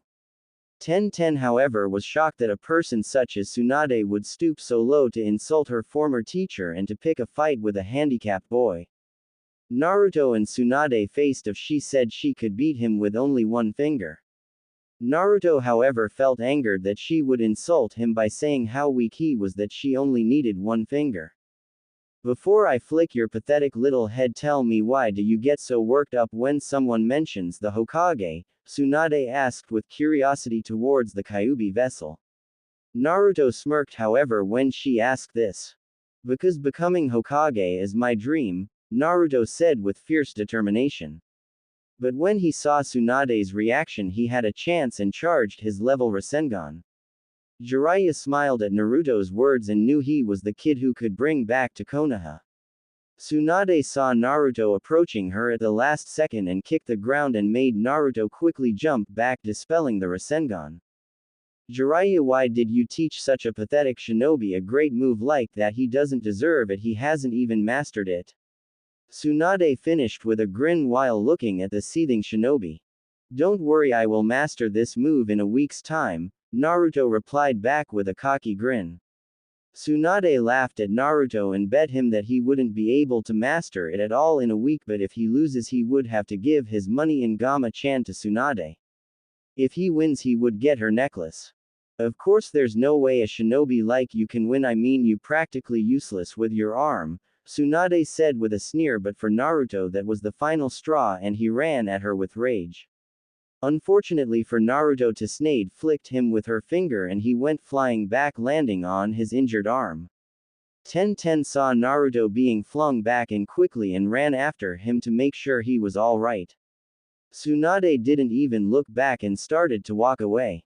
How could you do that to someone has a broken arm? I came on this mission help fix Naruto-kun's arm and meet my heroine, Tenten said with angry tears coming out of her eyes. But now I see who you really are, Tsunade. You disgust me. Tenten finished with malice as she picked up Naruto and dragged him to the inn, Shizune following him. Tsunade was stopped standing there, her eyes wide by the genin's statement. She couldn't help but feel like a real bitch for killing someone's image of her. Naruto woke up to see it was still dark and that he was alone in his room until he heard someone crying. Naruto slowly got up to see Tenten was crying against the balcony, her arms wrapped around herself. Tenten-chan, what's wrong? Naruto asked with concern laced in his voice. Tenten looked back at Naruto with sad face and looked down at her feet. I thought coming here would make my dreams come true to see the legendary Tsunade, but I realized that she was nothing but a phony and I wanted to grow up like her to become a. Tenten couldn't hold it in anymore and collapsed against Naruto, crying her heart out for her heroine breaking her will and her dream completely. Naruto couldn't help but feel anger when he saw Tenten cry, and it was because of that damn woman as well. Unknown to both of them, Tsunade was listening to Tenten's confession outside the door. When Tenten calmed down, Naruto noticed that she was fast asleep. Naruto laid a sleeping Tenten on his bed to hear Tsunade's apprentice come in and tell why Tsunade did what she did. I don't care why she did it, but she made Tenten-chan cry, and in my book that's unforgivable, Naruto said and started to walk out but stopped himself and looked back at Shizune. Shizune-san, could you please look at my left arm? Naruto asked Shizune, who looked a bit shocked but smiled and started to look at Naruto's arm. For a whole week Naruto trained non-stop trying to perfect the Rasengan. But to no avail, he only just properly got level 2 right and his arm would ache from the intense surge of chakra. Naruto was lucky he could do it so quickly because of being able to manipulate wind chakra so easily and knowing quite a lot of wind-based jutsus. But he couldn't even form the Rasengan properly. It took the fourth 3 years to make the jutsu, but he never asked Jiraiya how long it took him to learn the technique. Naruto, however, wasn't thinking of this but trying to keep up with Jiraiya as they tore after Tsunade's path of destruction. From the looks of it, Tsunade had rejected that bastard's offer, which made Tenten smile knowing that Tsunade wasn't all that bad. When they arrived, they could see Tsunade trying to stop her, shaking from looking at a guy with glasses, blood pour from his hand. Naruto couldn't quite help but think where he saw this freak before. But Naruto couldn't dwindle on little thoughts like this as he was trying to avoid the huge snake that was attacking him. Naruto looked back to see Tenten trying to snap Tsunade from whatever trance she in. It was then he saw the glasses freak run after Tsunade. Naruto quickly leapt down and kicked the weirdo away. Naruto started to huff and poof from trying to avoid the idiot with the glasses. Naruto knew he had to reveal his trump card and threw off his sling and used his left hand to make a single shadow clone. Kabuto just smirked and charged the Kyuubi vessel. Tsunade was watching Naruto win a losing battle and she screamed for Naruto to run away. Run away? No way, I am going to prove to you I'm not a worthless shinobi and that a Hokage never runs away from protecting their precious people, Naruto said with a confident smirk and caught Kabuto's hand with his left. Naruto felt blinding pain shoot through his left hand. Even though Shizune had healed it, she wasn't as great as Tsunade. Naruto knew he must have broken it again, but he needed to hold the pain. Naruto's clone started to charge the Rasengan in his right hand and then plunged it right into Kabuto's stomach, sending him flying away. Naruto wanted to jump for joy for being able to do the jutsu with such ease. But his body spoke otherwise as he felt a blinding pain shoot through his arm and cough up a large amount of blood. Tsunade quickly rushed forward and started to heal the demon vessel, and when all hope was lost, Naruto brought his hand up to her necklace and took it, smiling, saying that he had won. Naruto wasn't able to stay awake as he drifted off into darkness. Tsunade started to cry as she placed her necklace on Naruto's neck. It meant that a new Hokage was already in the making. "Aw man, it feels like I was hit by Raiden's punches and then told me one of his lame-ass jokes," Naruto said out loud as he brought his left hand to rub his eyes but then realized. "So you're awake, I see your hand is completely healed, you can thank me of course, because there isn't anything I can't heal," Tsunade said with a grin that made Naruto smile. Apparently the demonic chakra in Naruto got stuck in his arm when he used Misogi and it couldn't heal properly because the vast amount that was stuck in. So all she did was remove it bit by bit with a special technique she developed. Shizune tried to heal it, but she only healed the bone and not the muscle properly. She also didn't know of the demonic chakra that was stuck in the arm. Naruto finally understood that too much of the fox's chakra was not good for him. Of course you can't use it as effectively straight away, you will have to build up the muscle like it was before, Tsunade finished saying while going down the restaurant to have breakfast. Naruto, don't worry, I have already apologized for my behavior to Tenten, it was wrong of me to almost break her dream, Tsunade finished saying on the stairs. Naruto smiled knowing that Tenten would be really happy that her heroine was back. Naruto quickly packed his bags and had a quick shower while brushing his teeth. Naruto rushed downstairs to meet the beaming face of Tenten, who hugged Naruto with everything she had. The adults all had smiles on their faces and thought the same thing. Young love. As they were having breakfast, Tenten kept going on about how great Tsunade was against Orochimaru and how powerful she was. It was during the talking that Naruto found out that Tsunade had taken the position of Godime Hokage. What, that old hag is Hokage? Naruto shouted out while earning a glare from Tsunade and Tenten. What brat, you want to take this outside? Tsunade shouted back at Naruto, who was also glaring. Like a week ago, both blondes were facing off ready to fight, but Naruto didn't even get a chance to get in a stance. Tsunade had flicked his headband off and sent him tumbling back. Because his arm was completely healed, his balance was back. Naruto though shut his eyes, waiting for the chakra-enhanced finger to send him to his doom. But Naruto didn't feel pain. He felt a pair of lips kiss his forehead and looked up to see Tsunade with a big grin on her face. Naruto's face also split into a huge grin. Naruto and Ko, now packed, were ready to go to Konoha with Naruto and Tenten in the front, both of them happily chatting away. Tsunade smiled. She now had two new precious people and one person to carry Naki and Dan's dream. Naruto held the precious necklace and smiled. Yes, Naruto thought life was really starting to become great. Tenten looked back to see her heroine was back, and her image of her wasn't false. She was just going through a rough time like all people go through, and Naruto was able to bring her back. Tenten looked at her other hero and smiled at the blonde's actions. She wished she could just muster the courage to tell him how much she loved him. But for now everything was all right for Naruto and company. Well, this certainly is a big surprise. I didn't think you three would pass at the same time, Genma told his three students who wearing Chunin flak jackets. It seemed that the entire Team 6 had passed the Chunin exam on account of their performance against their opponents. Naruto though couldn't help but hold his excitement. Only 4 genins passed and the whole team seemed to graduate. Naruto's hard work had paid off and he couldn't be happier. Good news as well. It seems our resident, Raging Storm, brought back the legendary Tsunade to become our new Hokage, Genma finished saying while patting Naruto's head. Naruto was blushing from all the attention. He seemed to have made the THS shinobi populace very happy with Tsunade's return. So Genma-sensei, what are we going to do then? Because we became Chunin, I think this village might give us a mission, a high-class mission possibly, Raiden asked with a hopeful smile, hoping that they were going to do an exciting mission. Well, since you asked, yesterday I went to Hokage-sama after your promotion and she has a mission lined up for you with another shinobi as team leader, Genma told his team, who looked excited that they were going to receive a mission. I don't know the details, but the mission is tomorrow and you should get the heads up on the way.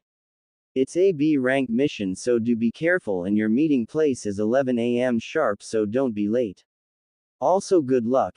You guys are a very good team and you will only get stronger. Naruto was on the edge of his seat. He couldn't wait till he was doing the mission. Now that he was fully fit, he could fight at full strength and try to master the Rasengan in one hand.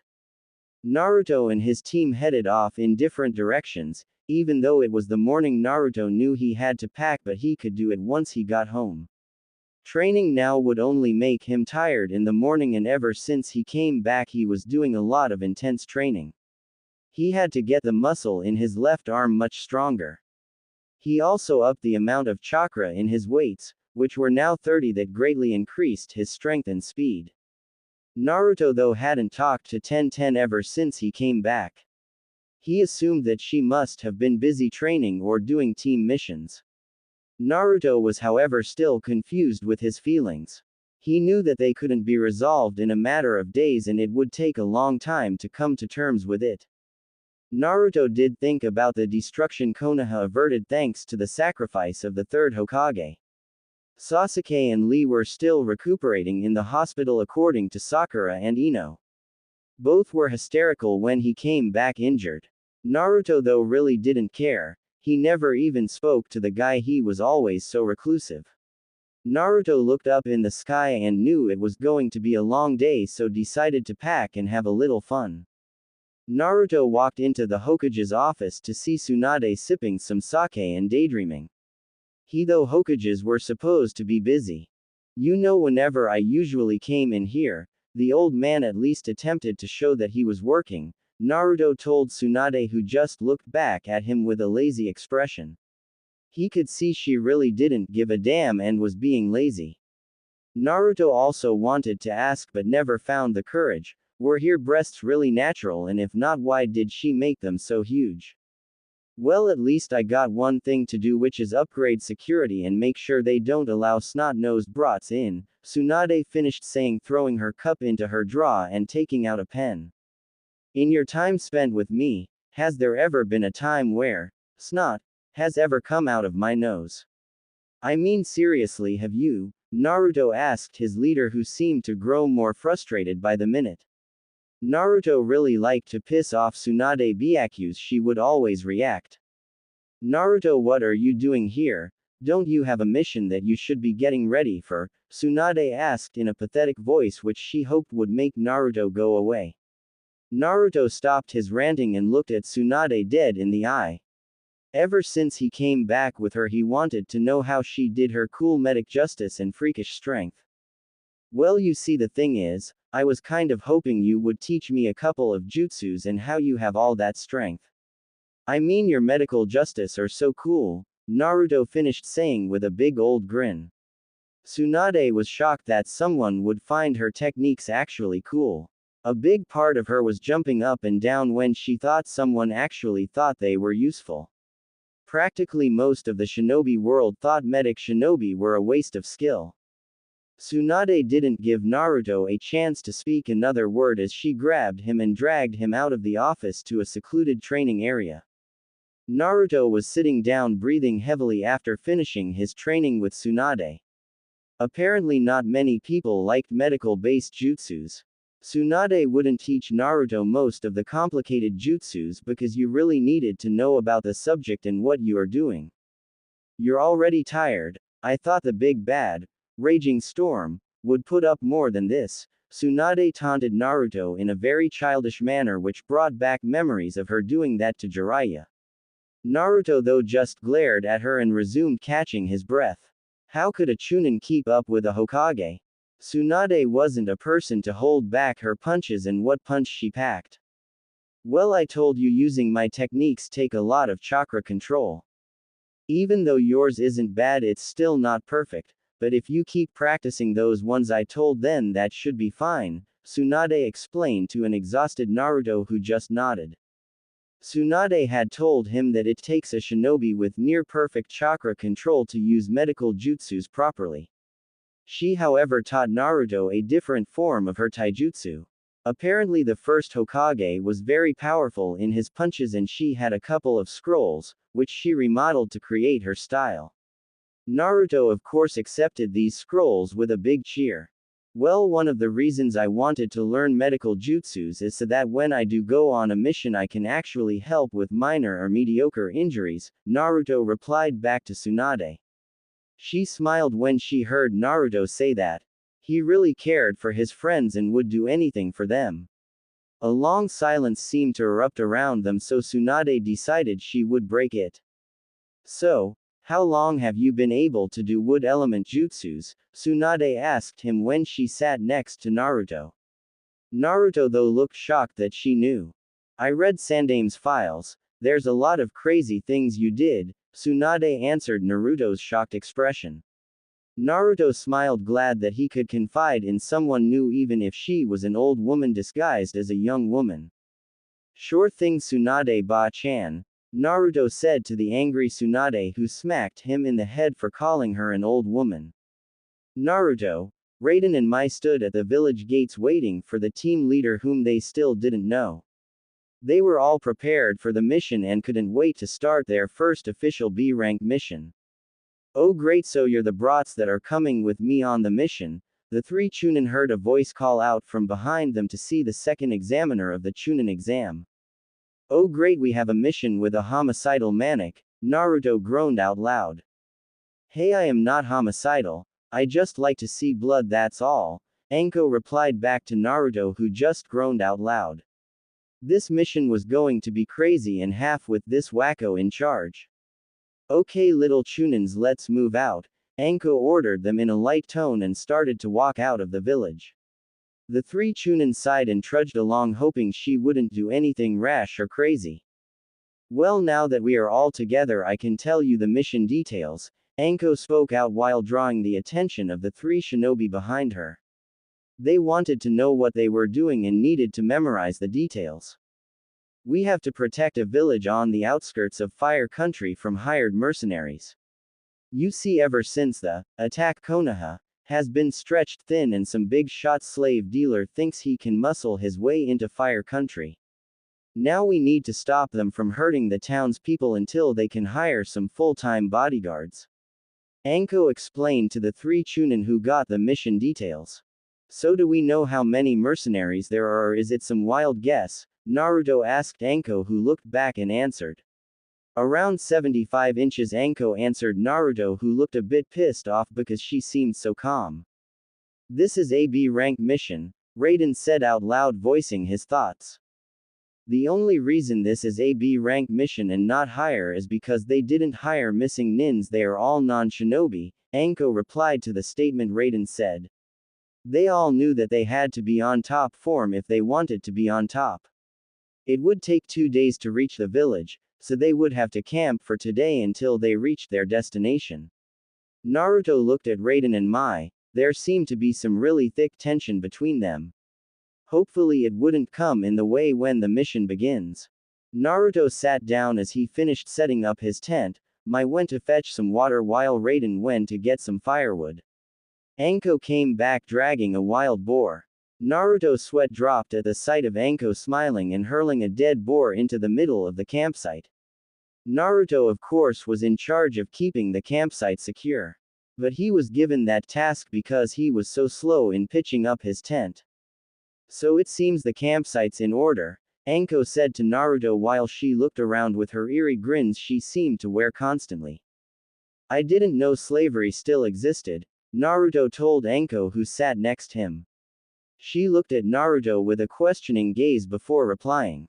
You may think slavery is gone, but there are still some sick bastards who raid villages and take people, mostly young girls, Anko answered Naruto's question with a sigh. Naruto looked at Anko. She was looking at the setting sun, which looked quite breathtaking. But Naruto was never person to like that sort of stuff. He liked looking at stars and wondering what shape they would make. Naruto had heard from quite a number of shinobi of Anko being a shinobi that no one besides a few wanted to work with. She seemed to have the same bad reputation as him, but not as worse. What is it, kid, wondering why people are scared of me? Anko spoke to Naruto, who visibly jumped when Anko asked that question. For a split second Naruto thought she could read minds. I could see it on your face, kid, you're like an open book. Didn't they teach you in the academy to guard your emotions? Anko asked the recently made chunin. Naruto, though, didn't get to answer as Raiden and Mai conveniently decide to arrive at the same time. Instead, he was in charge of cooking and starting the fire. Naruto, though, couldn't help but wonder what Anko meant.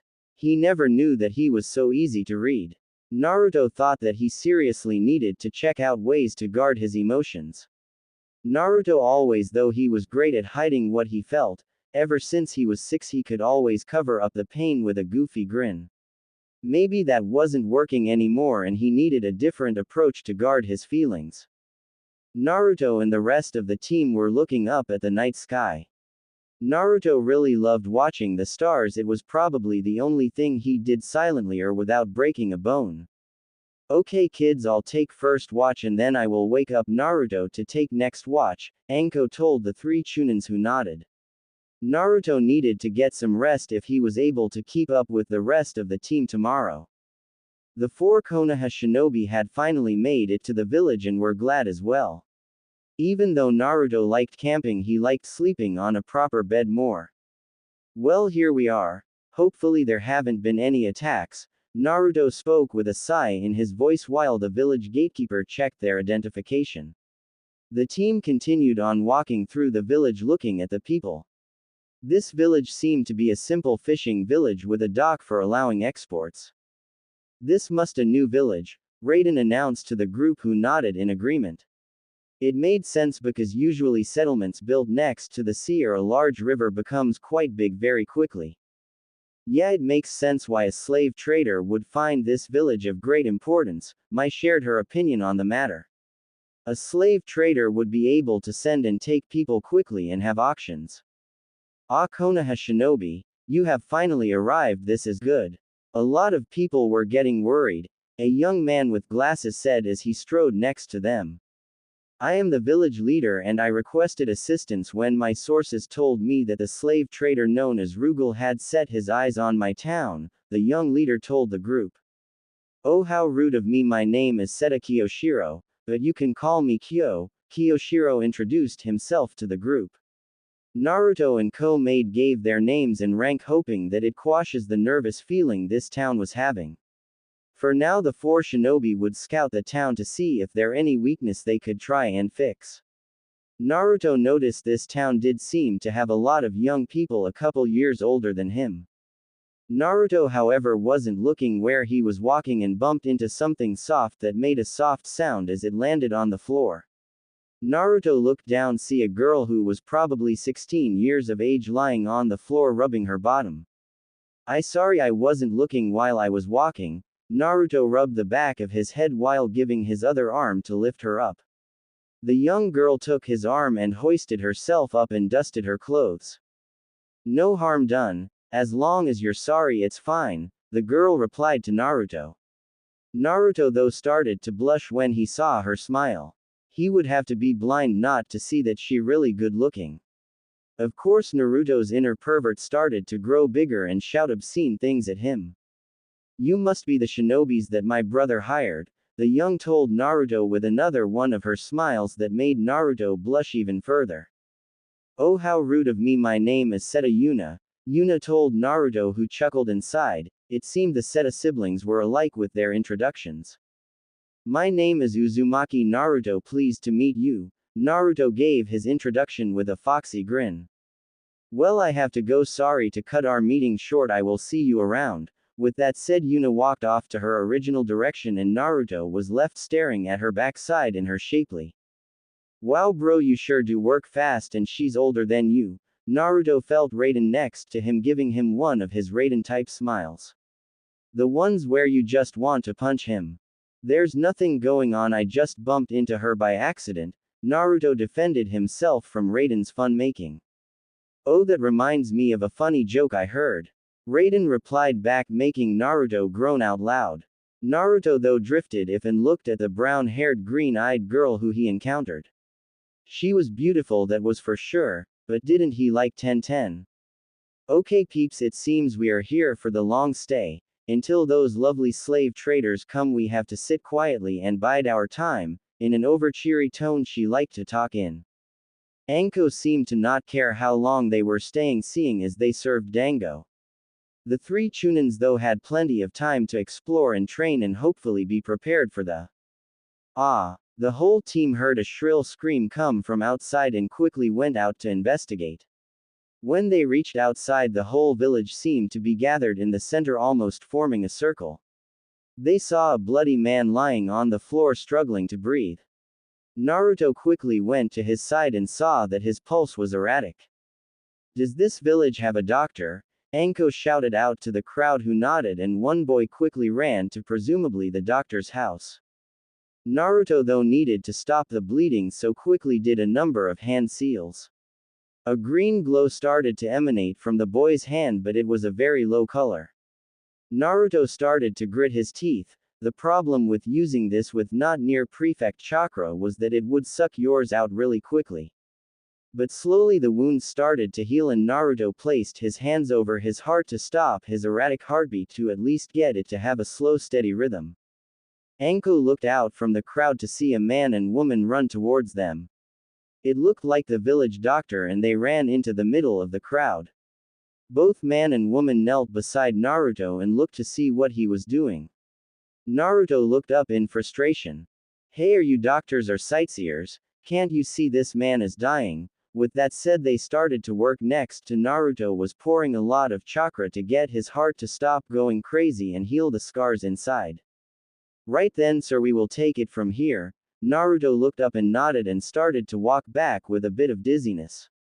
Anko quickly held him up and was rewarded with a typical Naruto thank you smile. I didn't know you were able to do medical-based justice. Raiden said with a bit of pride in his voice. Naruto looked back at him with a weak smile.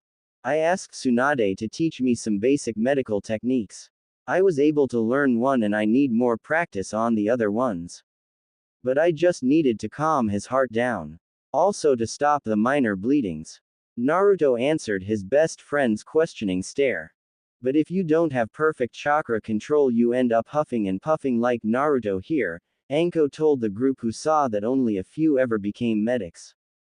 I hope he will be alright, Mai asked in a concerned voice while looking at the man. It was the worst when you couldn't do anything but watch a person suffer. Yeah, but what attacked him? Naruto asked in a tired voice while looking at the man. More like whom? Raiden said as he pointed to the bloody cuts the man's shirt seemed to have, which a very sharp object only caused. The whole town seemed to be on edge after the attack on the villager. The four shinobi were sitting outside the waiting room of the hospital waiting for the doctors to finish. The village leader took it upon himself to ask the villagers questions on what had happened to the man. Naruto was quietly snoozing his head in Mai's lap while she just combed his hair through her fingers. It's amazing that Naruto is able to do so many things at such a young age, Mai spoke in fondness of the boy she grew to love as a little brother. Mai was glad she was placed on the same team as Naruto. She knew that he would a very dear friend right to the end. Hey, you two, don't sell yourself short. I saw your fights in the Chunin exam and let me say you guys pack a powerful punch, Anko told the group. I saw each of your records and let me say that not many people your age impress me like you three, Anko finished saying, drumming her fingers against her face. Well, I am going to see where the weirdo with glasses is, Anko told the two shinobi as she walked out of the room. Raiden was in deep though. He was trying to think who would go to such lengths to beat a man to near death and leave him. What are you thinking about, Rai? Mai asked her other teammate who seemed to be in a trance. Raiden looked up in surprise at the use of his name. It seemed like she created a nickname for him. Nothing much. Just wondering who would do such a thing, Raiden replied back hesitantly, not sure how to reply to Mai anymore. It seemed an awkward silence was created between the two. As Raiden tired to think of something say but always closed his mouth right at the end. So how was your date with Kiba? Raiden asked Mai, and as soon as he said those words he started to kick himself. Yeah, that's great icebreaker, Raiden. Why don't you ask her if she likes Kiba next? Man, I am so stupid, Raiden though to himself. Mai looked a bit shocked at the question. It was okay, but I don't think there's anything there, Mai replied back and smiled at her friend who had a pink tinge when she smiled at him. Raiden told Mai she would find someone she would like eventually. In his rare moments of wisdom, Raiden showed that he wasn't an idiot who told lame jokes. Raiden got up and kneeled in front of Naruto's face, which was facing away from Mai's body. He really goes above and beyond, doesn't he? Mai asked Raiden, who just nodded. But why do the older generation hate him so much? Raiden questioned. But got a blank stare from Mai, who didn't know the answer. There was something about Naruto that struck hatred in the eyes of the villagers, but why? Why don't we ask him after the mission? I am sure he will tell us. I mean, we are his best friends, Mai answered Raiden, who nodded in agreement. Whatever it was, they would always be with Naruto, through thick and thin. A groaning sound comes from Naruto, which alerts the two shinobi. Naruto felt much better after that quick nap, but he felt something his hair comb his golden hair. Finally, we thought you would be out for the whole day. Naruto looked up to see Mai's cheery face greet him.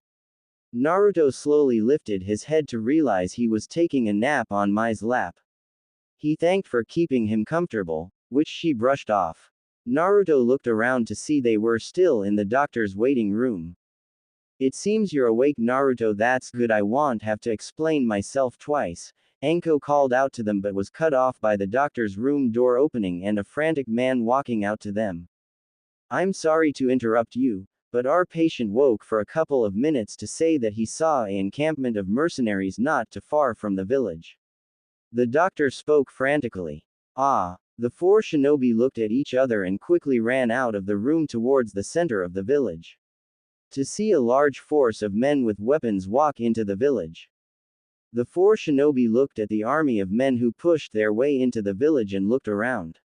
Naruto started to growl seeing these monsters come into this village and take people and make them into slaves. So do we take them all out or do we scare them? Naruto whispered to Anko who looked at him and answered. We wipe them all out. Konoha's stance on slavery is to kill all who enforce it. Anko whispered her reply to Naruto and the team who only nodded in response. Naruto saw the men start to gather in the village square. The team waited for Anko's orders for them to respond because she was team leader. Anko was waiting for they were about to do but from the looks of it they were just coming here raid the village of the young.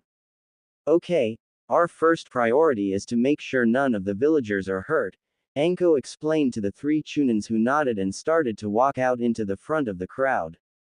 The army of mercenaries stopped when they saw four people emerge from the crowd and stand their ground. We have come here to take what we want. Anyone who dares to try and stop us will die a slow and painful death. It seemed the lead mercenary had already spoke. The four shinobi looked at each other and let out a big sigh. Well, we would say some grand speech, but seeing people like you never learn, we'll skip that part and just kill you, Anko proclaimed, making the three chunin let out an even bigger sigh at the words of their team leader. Like all melodramatic villains, they all started to laugh out loud. Anko looked a bit pissed off and threw a kunai straight at a man's throat, instantly killing him. All the mercenaries seemed to stop at once when one of their men was killed so quickly. The three other chunins looked a bit shocked that Anko would be ticked off so quickly. However, the mercenaries weren't going to take this lying down and charge them. Naruto looked ready and excited that he was able to fight and test his strength. So he did a quick number of hand seals. Kuchio's no jutsu, summoning technique. When the smoke cleared, it revealed a large monkey slightly larger than Anko. Yo King, the first need you to turn into the diamond pole, Naruto asked the Monkey King Enma. Enma of course obliged, already accepting the young boy as a great shinobi. Enma quickly turned into the diamond pole and Naruto grabbed him, ready to dish out some pain. It seemed the mercenaries were quite inexperienced because they didn't know what it was like to fight against a shinobi. Anko was having fun taking down all these steroid-enhanced freaks that though muscle could beat anyone. Naruto looked in front and saw 5 of them charge him without thinking.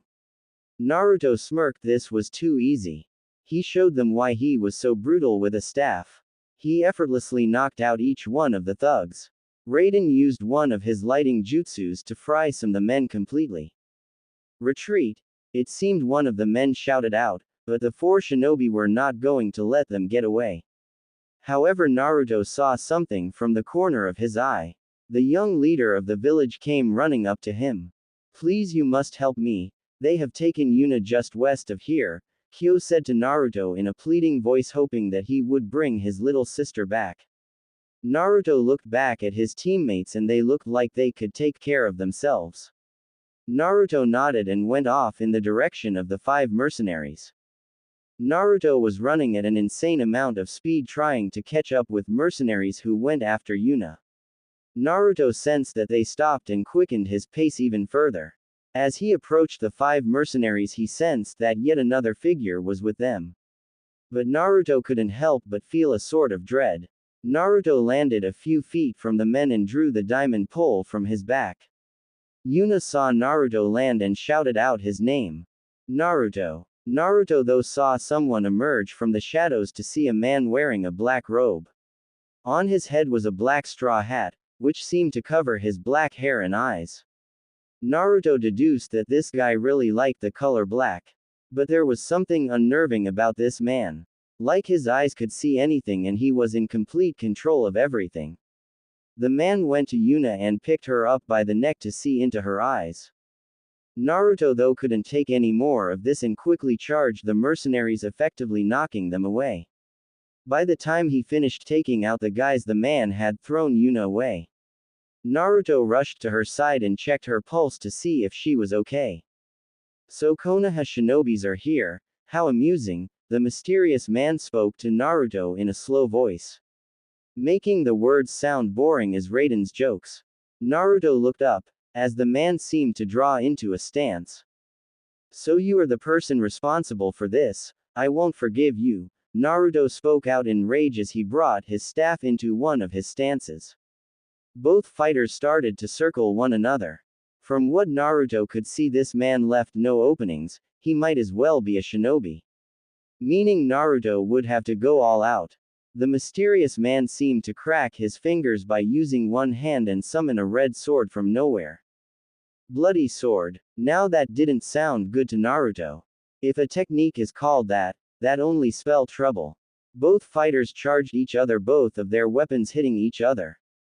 Naruto found this guy was quite powerful and looked like he was taking a stroll through Konoha Park. Naruto jumped back and brought his fist into the air. Wind release. Screw upper. Naruto threw a red hurricane at the man, hoping it would shred him. Naruto quickly picked up Yuna and left her in a more secure place. When Naruto came back, he saw the man was still standing there and he seemed to be unfazed. He brought out one hand and said something under his breath. Bloody hurricane. The first Naruto noticed was that the blood that was pooling from underneath the dead mercenaries started to rise and spinning. The second thing Naruto noticed was that this hurricane of blood was heading for him. Naruto brought both hands out and started to form wind chakra around the arms. Wind release.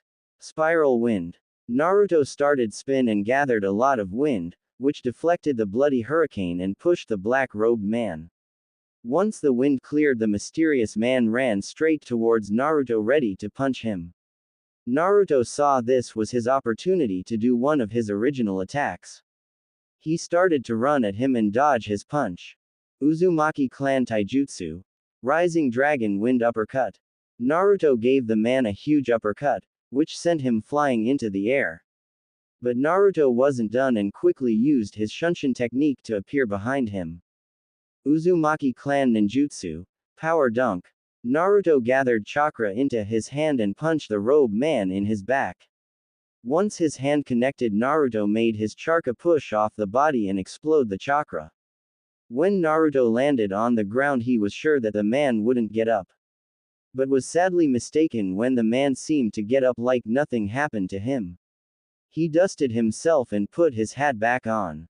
Well, it seems Konoha shinobi are training themselves quite fiercely these days. Naruto heard the man drawl out and look at him. Naruto needed a plan, and quick, because at the rate this guy was taking his technique, Naruto wouldn't stand a chance. Naruto saw the robed man do something else though. He started to do hand seals. Blood seemed to come out of the dead mercenaries' bodies and become spikes. They started to go up into the sky. Bloody rain. Naruto heard the black color-loving man whisper out. Naruto quickly countered with another technique. Wood release. Wood haven. Wood started to sprout forth from the ground and encircle him, saving him from the spiky blood. Naruto needed to catch his breath, as this guy was incredibly strong. When Naruto retracted the dome of wood, he saw the hat-wearing man to be completely gone. Naruto. Naruto heard Raiden's voice shout out from behind him as he saw him carrying Yuna. Naruto quickly looked around to see if there were any traces of the man still there, but he was gone. There was no way he imagined that fight.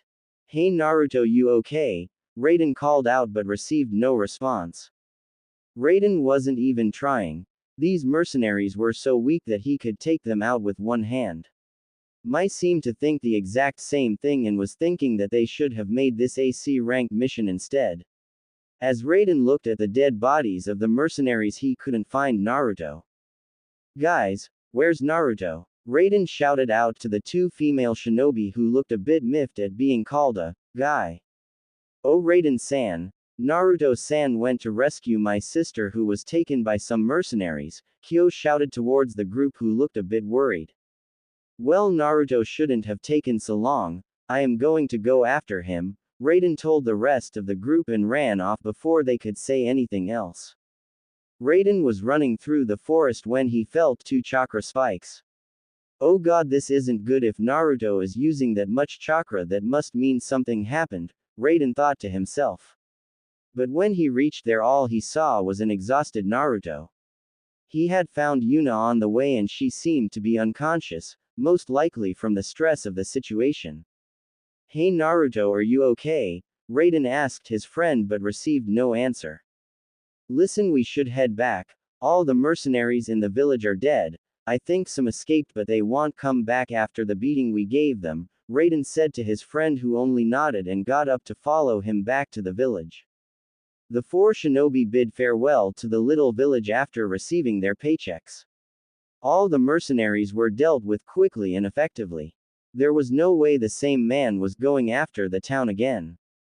But for some reason Naruto knew that the reason for coming after the town wasn't for slaves but for someone.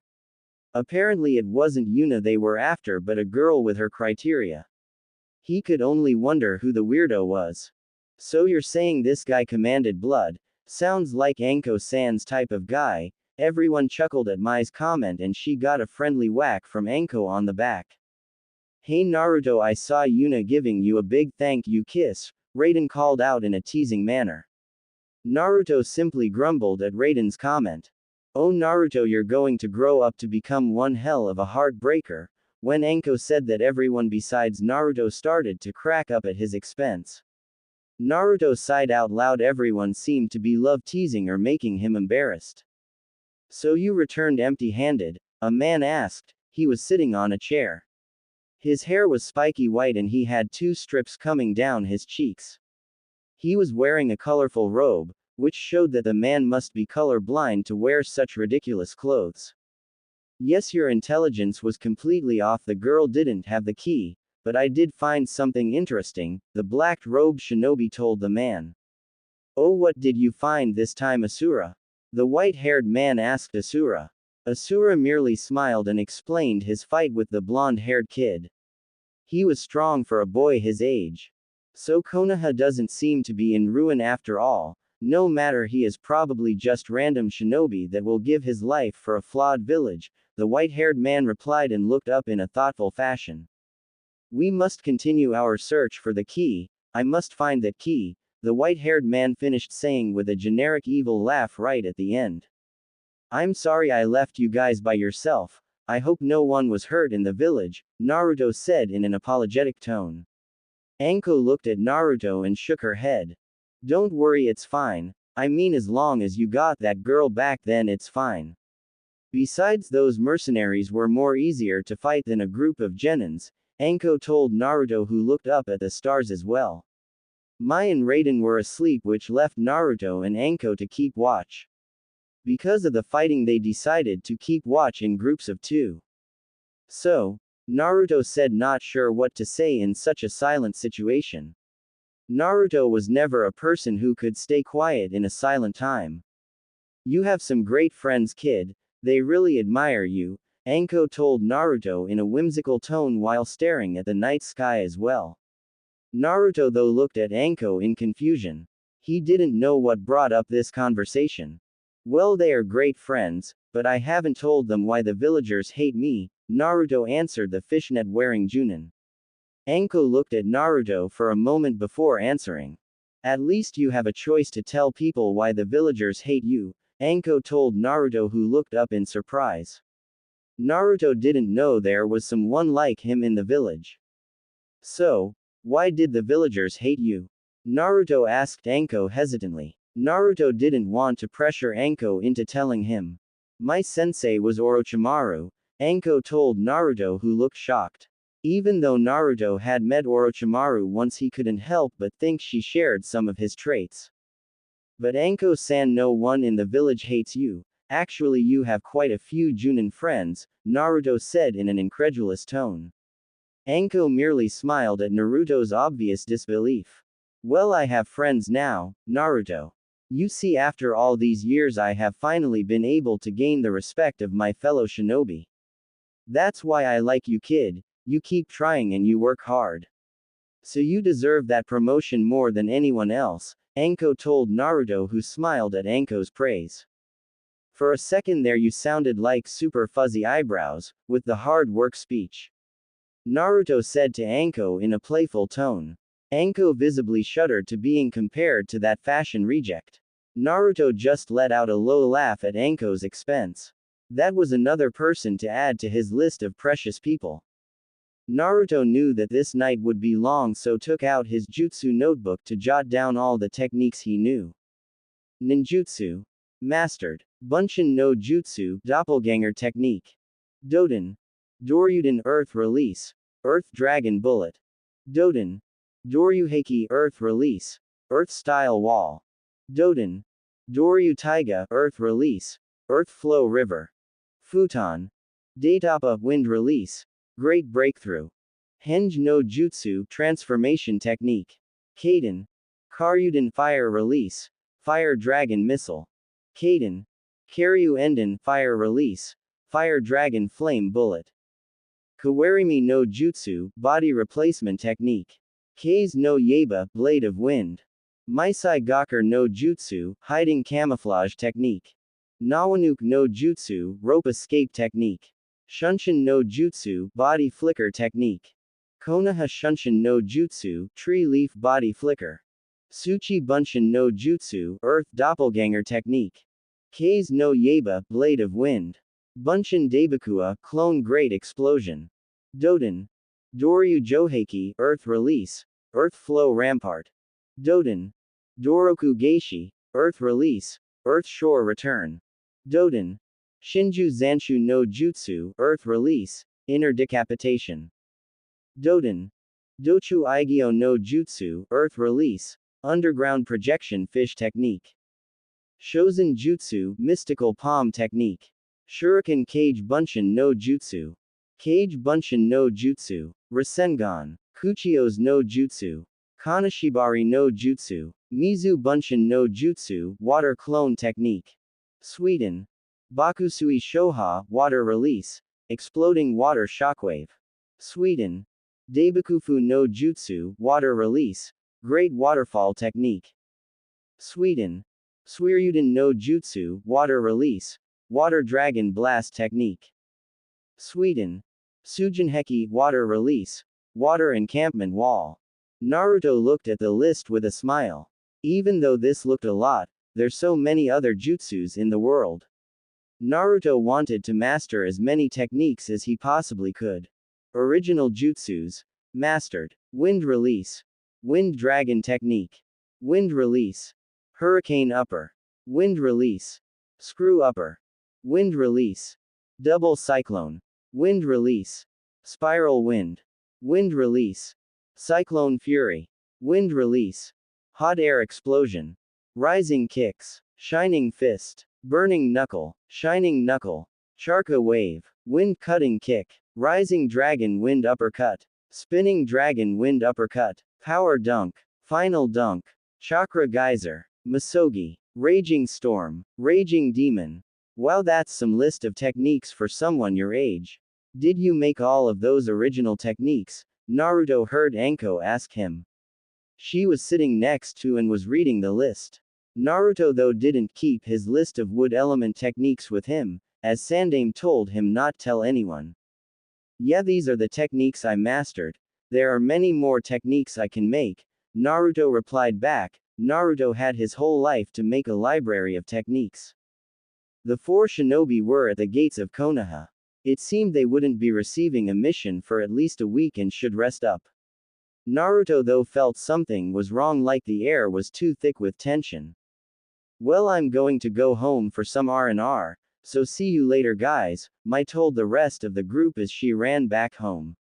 Raiden said that he had to go home as he would be going on a mission with his father in a couple of days. This left only Naruto and Anko at the village entrance.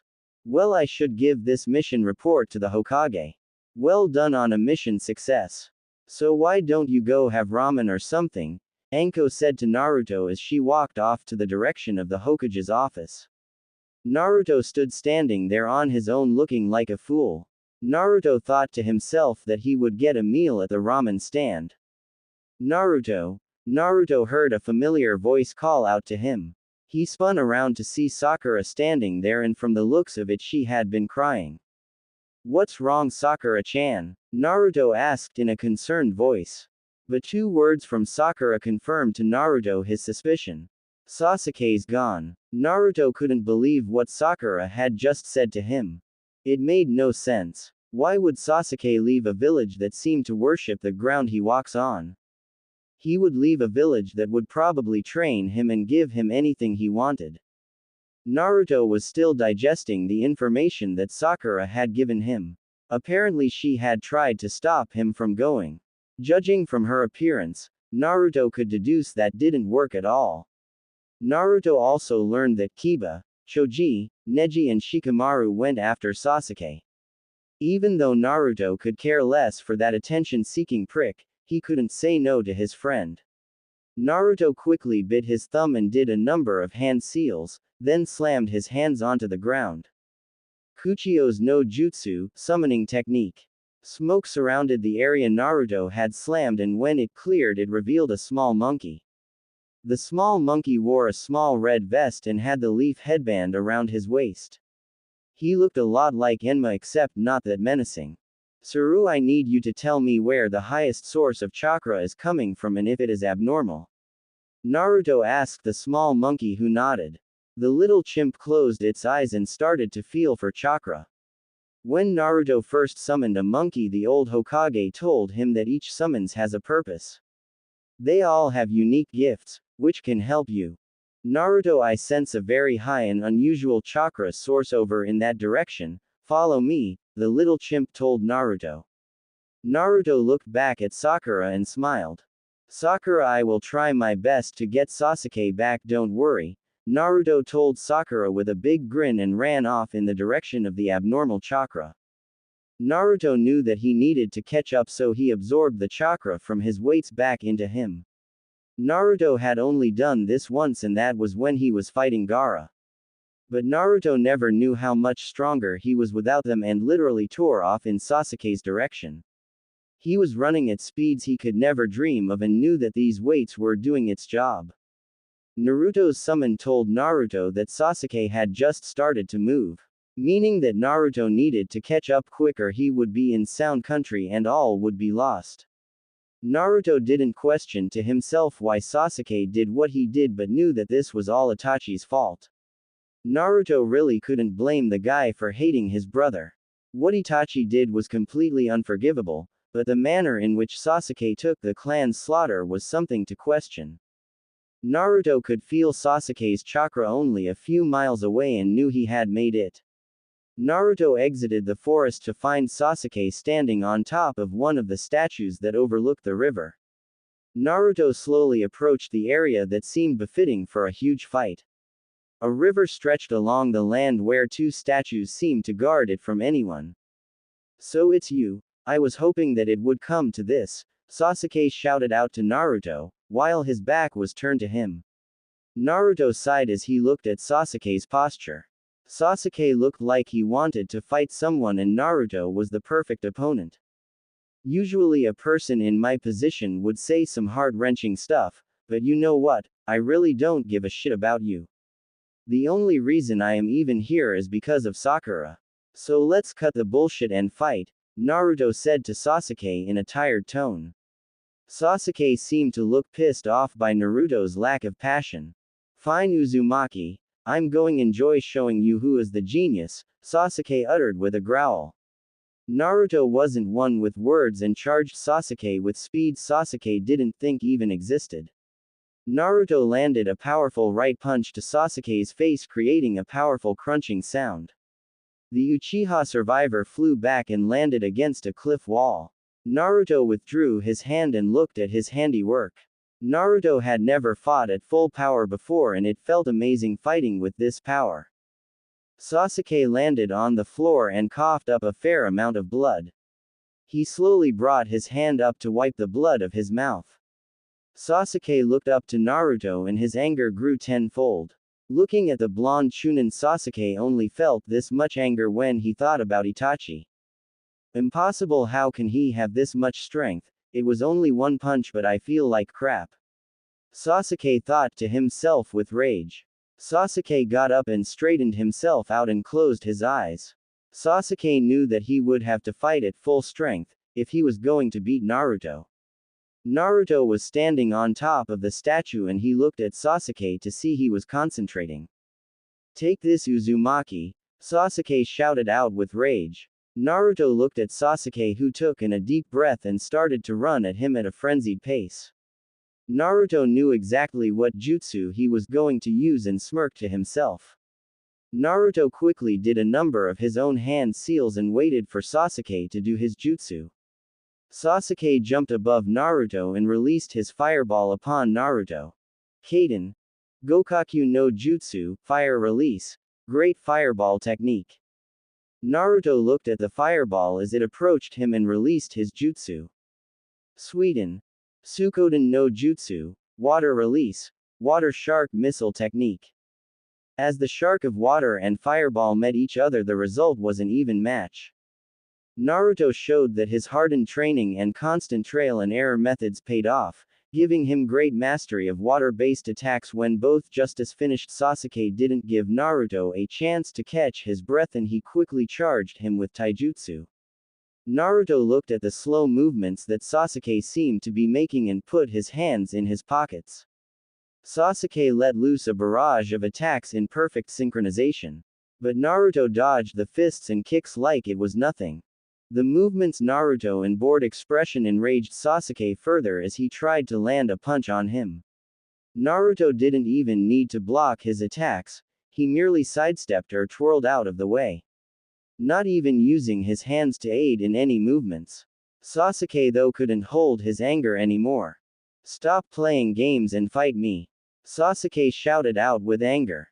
Naruto smirked at Sasuke's growing anger. Naruto stopped in mid-step and looked at the Uchiha Avenger. Fine then Sasuke-chan, Naruto said in a mocking voice and started to gather chakra in his legs and shouted out. Uzumaki clan Haijutsu. Shippu Jinrikyaku, Super Rising Hurricane Kick. Naruto let loose a flurry of deadly kicks onto Sasuke, who had no chance to block but to take the kicks. Naruto's combo didn't end in his kicks but continued as he let loose a spinning kick that brought him and Sasuke into the air. Then Naruto gave Sasuke a final crushing kick, which sent him crashing into the ground. Naruto landed softly on the ground and then took his hands out of his pockets. Sasuke struggled to get up against a powerful Naruto. It seemed whatever he did Naruto countered and with ease. Sasuke got up once again slowly and wiped the blood from his mouth. Sasuke gathered the blood in the palm of his hand and made a fist. He looked at Naruto with the same rage he had been giving him since he came here. Sasuke quickly gathered himself and brought his hands into a familiar seal. Kaden. Hosenka no Jutsu, fire release, Phoenix Immortal fire technique. Sasuke spat an army of small fireballs at Naruto, who dodged quickly. But inside the jutsu were shuriken that were attached to strings. Naruto didn't have time to comprehend what was happening. All the strings seemed to trap him against the wall of the wet cliff. Sasuke smirked as he trapped Naruto against the cliff face. He didn't give Naruto a chance to respond and quickly did some hand seals. Kaden. Ruka no Jutsu. Fire release, dragon fire technique. Along the thin wire a dragon of fire flew across, Naruto was its target. Naruto looked up to the flames only to be engulfed by them. Sasuke watched as the flames brutally attacked the cliff face. The Uchiha survivor smirked as he saw all the material burn. Well Uzumaki, you were tough but I guess you had to die for me to leave. It's not like anyone will miss you. You're better off dead, Sasuke muttered to himself as he got satisfaction looking at flames burn away. Who's dead? Sasuke heard a familiar voice whisper behind. Sasuke's left hand began to shake quite quickly as he slowly looked behind. There standing there was Uzumaki Naruto, completely unharmed. Naruto looked at Sasuke with an arrogant smirk and used one of his attacks to send him flying into the air. Uzumaki clan taijutsu. Shoryuken, Rising Dragon Fist. Sasuke unfortunately didn't have enough time to react Naruto's uppercut. As he was sent flying into the air, Naruto appeared in front of him with a determined look. The demon container started to gather chakra into his fist and arm. Naruto cocked his hand back and let loose his awesome power. Uzumaki clan ninjutsu. Chakra dunk. Sasuke felt the full force of Naruto's chakra as he was sent flying into the ground. Naruto gracefully landed away from Sasuke. He looked down to see the Rookie of the Year struggle to get up. Naruto felt a wave of satisfaction as he saw the Uchiha struggle against a shinobi who didn't use a bloodline limit or was trained by a Junin. You can't win, Sasuke, so stop acting like a spoiled brat and come home, Naruto said to Sasuke in a bored tone. Sasuke though looked up at Naruto and gritted his teeth. Once again he got up and wiped the blood from his mouth. Sasuke slowly got up and looked at his opponent with malice and hate. Naruto though looked like he could care less about the look that was being sent his way. Naruto was currently tired. He had been traveling for a whole day and was slightly exhausted. Luckily the chakra that was kept inside his weights gave him a boost. But eventually Naruto would start to feel the fatigue of battle. Sasuke knew he would have to pull out everything he had just to beat this guy. Sasuke though started to remember what Kakashi had told him about Naruto. Flashback. The month before the Chunin final exam. Sasuke felt exhausted trying to keep up the training Kakashi had given him. He would have to increase his speed or he would lose the match and probably his life against Gaara. But Sasuke kept thinking back to Naruto's fight and how he had completely destroyed the shinobi with one jutsu. Sasuke desperately wanted to know how Naruto was able to learn that jutsu. But most of all Sasuke wanted to know why he couldn't just copy the technique. Sasuke looked up at the bored or lazy expression of Kakashi. Even after knowing the guy for a year, Sasuke still didn't know how that man's facial expressions worked. Kakashi, tell me, how did that Uzumaki get so much power? Sasuke asked the perverted Junin. Kakashi knew that Sasuke would eventually ask how Naruto was able to accumulate that much power in his age. Kakashi though knew Naruto trained from a young age, so knew how he was so strong. Sasuke, what you need to focus on is your training and mastering that jutsu, Kakashi replied in a sing-song voice. Sasuke though gritted his teeth. Why was it every time Sasuke asked something about Naruto Kakashi would change the subject? Why do you keep changing the subject, Kakashi? When I talk about Uzumaki, Sasuke asked with anger. Kakashi though looked disappointed and sighed out loud. You really want to know how he was able to do that technique? Then fine, Sasuke. Naruto made that jutsu himself completely 100 his own technique, Kakashi replied back in an even tone.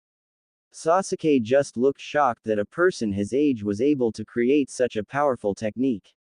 Sasuke really wanted to know what Naruto's real power was. Naruto trained himself since the age of 6 non-stop, that's why he's so strong, he worked hard for his power. Kakashi told Sasuke while reading his perverted book. Sasuke though wondered what the hell was Uzumaki Naruto. End of flashback. Sasuke looked Naruto and started to get angrier. Sasuke knew he had to calm down and fight with his head, not his emotions. He closed his eyes and reached inside his pouch. Naruto though was watching Sasuke close his eyes and reaching for something in his pouch. Naruto was a bit surprised when Sasuke reached for his headband. But his next actions made Naruto even more confused. Sasuke tied his headband around his forehead. It was then Naruto noticed that Sasuke's Sharingan was completely activated and it now had the final third Kama. Sasuke ran forward towards Naruto ready to unleash a deadly array of combos.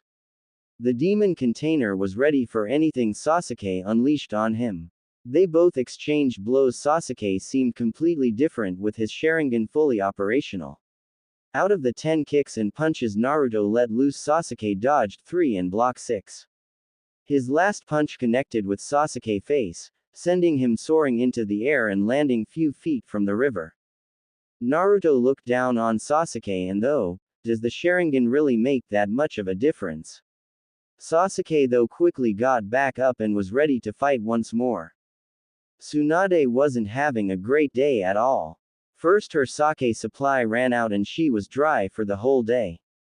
Then the Uchiha brat ran away to defect to Orochimaru, so she was strapped to sending 1 Chunin and 3 genin after him. Last but not least, Naruto in his infinite wisdom decided to go after him as well. Completely disregarded protocol. She had only found when Sakura had told her. Tsunade knew why he probably went after Sasuke, and it was most likely a crying Sakura that did it. Yep, all in all, Tsunade was having a crappy day and it was only going to get worse. Knock knock. Tsunade looked up from her desk to see the copy ninja walk in looking quite tired. She assumed his mission was a success. She knew she was running him quite ragged, but the village needed it. If they had started to decline missions, then it would like Konoha has become incredibly weak. Mission was a success, Hokage-sama. Kakashi spoke to her in a tired tone. Kakashi stood there waiting for his leader's next orders. Tsunade sighed to herself. She knew she would have to tell Kakashi. So she got ready for a lengthy explanation. Genma-sensei. Genma heard 2 familiar voices shout at him. Genma looked to his right. He was currently sitting in a hospital room with Raida in the opposite bed. The room was like any other hospital room, white walls and ceilings, with white tiles to finish it all of. He was dressed in a jumpsuit with his customary Senbon needle sticking out of his mouth. Raiden and Mai ran up to their sensei with worry etched on their faces. They had heard from an Anbu shinobi that Genma had come back home injured. Genma and Raida had fought the Sound Four and had greatly underestimated them, which led to their defeat. But they weren't Junin for nothing and had injured them in the process. Genma-sensei, we heard what happened. Are you all right? Mai asked with worry laced in her voice. Genma gave her a curt nod. Mai and Raiden visibly looked all right but were still worried about their sensei. We also heard about Naruto, Raiden said to Genma in a serious voice. Genma looked up at his 2 students. Raida was looking at the exchange between student and sensei. You would have to be blind not to see the worry that was painted across Genma's face. Raida knew that Genma was worried about his other student ever since Tsunade had come in and told them the news. Don't worry guys, Naruto can take care of himself, Genma replied back to Raiden's statement. Even though Genma told them not to worry, they couldn't help themselves not to worry. Kaden. Hosenka no Jutsu, Fire Release, Phoenix Immortal Fire Technique. Sasuke let loose an army of fireballs at Naruto, who stood his ground waiting for it to come. Uzumaki Clan Ninjutsu, Wind Release, Hurricane Upper. Naruto gathered wind chakra in his arm and released it at Sasuke, creating a mini hurricane, which dosed all the flames. But Sasuke wasn't done. He didn't want to give Naruto a second to think and let loose his fire technique. Kaden. Karyu Enden Fire Release, Fire Dragon Flame Missile. Sasuke took a deep breath and unleashed a huge stream of fire at Naruto. Naruto, who was now on the defensive, didn't have time to think, so did one jutsu that came to mind. Uzumaki Clan Ninjutsu, Wind Release, Screw Upper. Even though this jutsu had the same principle as the Hurricane Upper, this technique was much larger. Naruto also had some fire element to it, making the hurricane glow orange. Luckily for Naruto, the flames were swept away, as was Sasuke. Sasuke didn't count on Naruto using such a strong jutsu, but the only Uzumaki clan shinobi wasn't going to stop there. Uzumaki clan Haijutsu, Chakra Geyser. Naruto unleashed series of chakra waves, which traveled at an insane speed towards Sasuke. Sasuke didn't have time to react and was hit by the torrents of chakra. Sasuke flew backwards into the river, completely sinking. Naruto looked at his handiwork, thinking maybe that he went a little overboard. Naruto waited for the village runaway to come back out. But the next sight shocked Naruto. Sasuke merely walked out of the river with strange black markings on his face and an insane grin on his face. Naruto knew this was bad news. He had witnessed the power Sasuke wielded with this strange chakra and markings. Sasuke seemed to have become a new person as he charged Naruto. His movements were much more smoother and faster. But Naruto wasn't one to be taken lightly. They exchanged blows after blows until Sasuke landed a right hook on Naruto's unsuspecting face. Naruto was sent flying against the wall but was able to land onto the wall and wipe the blood of his face. It seemed Sasuke was fighting an unfair battle. All his power came from that strange chakra and his Sharingan. Naruto cursed himself. Was he supposed to rely on power that wasn't his or fight only with hard work? So brat, you finally understood that you cannot become stronger without my help, Kyuubi uttered to Naruto in a menacing voice. I won't use power that isn't mine. I don't need your power, I am fine on my own. Naruto replied back to the ancient demon. Ha ha ha ha, foolish human, do you really think that you can survive this battle without me? Look at that boy, he is no longer human either. Kyuubi said to Naruto in a mocking voice. What do you mean? He looks human to me, he only has black marking and that's it. Naruto replied in a confused voice. Sasuke looked human all right, except the weird black tattoos. You will see soon enough, human. Kyuubi finished saying. Naruto felt his link with the demon gone. But Naruto didn't have time to ponder on what Kyuubi had told him. Sasuke was charging his right hand with electrical energy. Naruto knew what this technique was. Chidori. Sasuke ran towards Naruto ready to plunge the 1,000 birds into him. But Naruto wasn't going to have any of it. Naruto ducked just as the Chidori was coming his way and gave Sasuke a powerful kick upwards. Uzumaki clan taijutsu, rising kicks. As Sasuke flew upwards, Naruto brought both his arms in the shape of an X. Wind started to blow around Naruto and he released one of his most deadly attacks. Uzumaki clan Haijutsu, wind release, double cyclone. Two huge cyclones erupted from the ground and closed Sasuke in the air. Sasuke didn't have enough chance to react and was being shredded. His shirt was made into shredded newspaper and Sasuke received cuts all over. Naruto lay panting on one knee. He was now thoroughly exhausted and really needed to finish this or he would have to rely on, no, I don't want to use someone else's power. My training is all I need. That damn fox has been nothing but trouble and I refuse to take his help. Naruto thought to himself as he saw a bloody Sasuke get up. Sasuke felt pain all over his body as he tired to get up. Damn, I didn't think this bastard would be so strong. I didn't want to use the second level, but Naruto looked down at Sasuke as he saw purple chakra engulf the Uchiha survivor. When the chakra cleared, Naruto couldn't believe what he was seeing. Kakashi was running as fast as he could through the forest. Pakun was helping him locate the scent of Sasuke and Naruto. He couldn't believe Sasuke would ditch everything just for power. Kakashi scolded himself. He knew all Sasuke wanted was revenge. Kakashi knew he was being naive when he thought Sasuke could change. Hopefully whatever deal Sasuke had done, Naruto wouldn't get hurt. Even though he never knew the boy personally, he didn't want him to be hurt. Kakashi, they are up ahead, only a couple of more minutes and we will reach them, the nin dog told Kakashi as they were traveling through the forest. Kakashi hoped that they didn't kill each other. He had been witness to Naruto's deadly attacks and hoped Sasuke wouldn't share the same fate opponent in Naruto's match.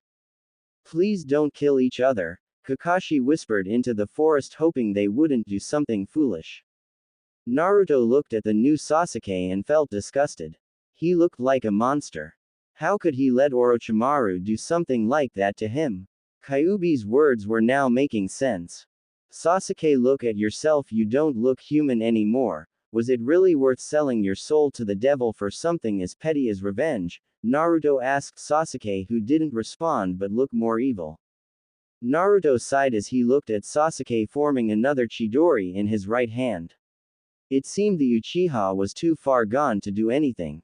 His back had deformed wings, which would make anyone cringe.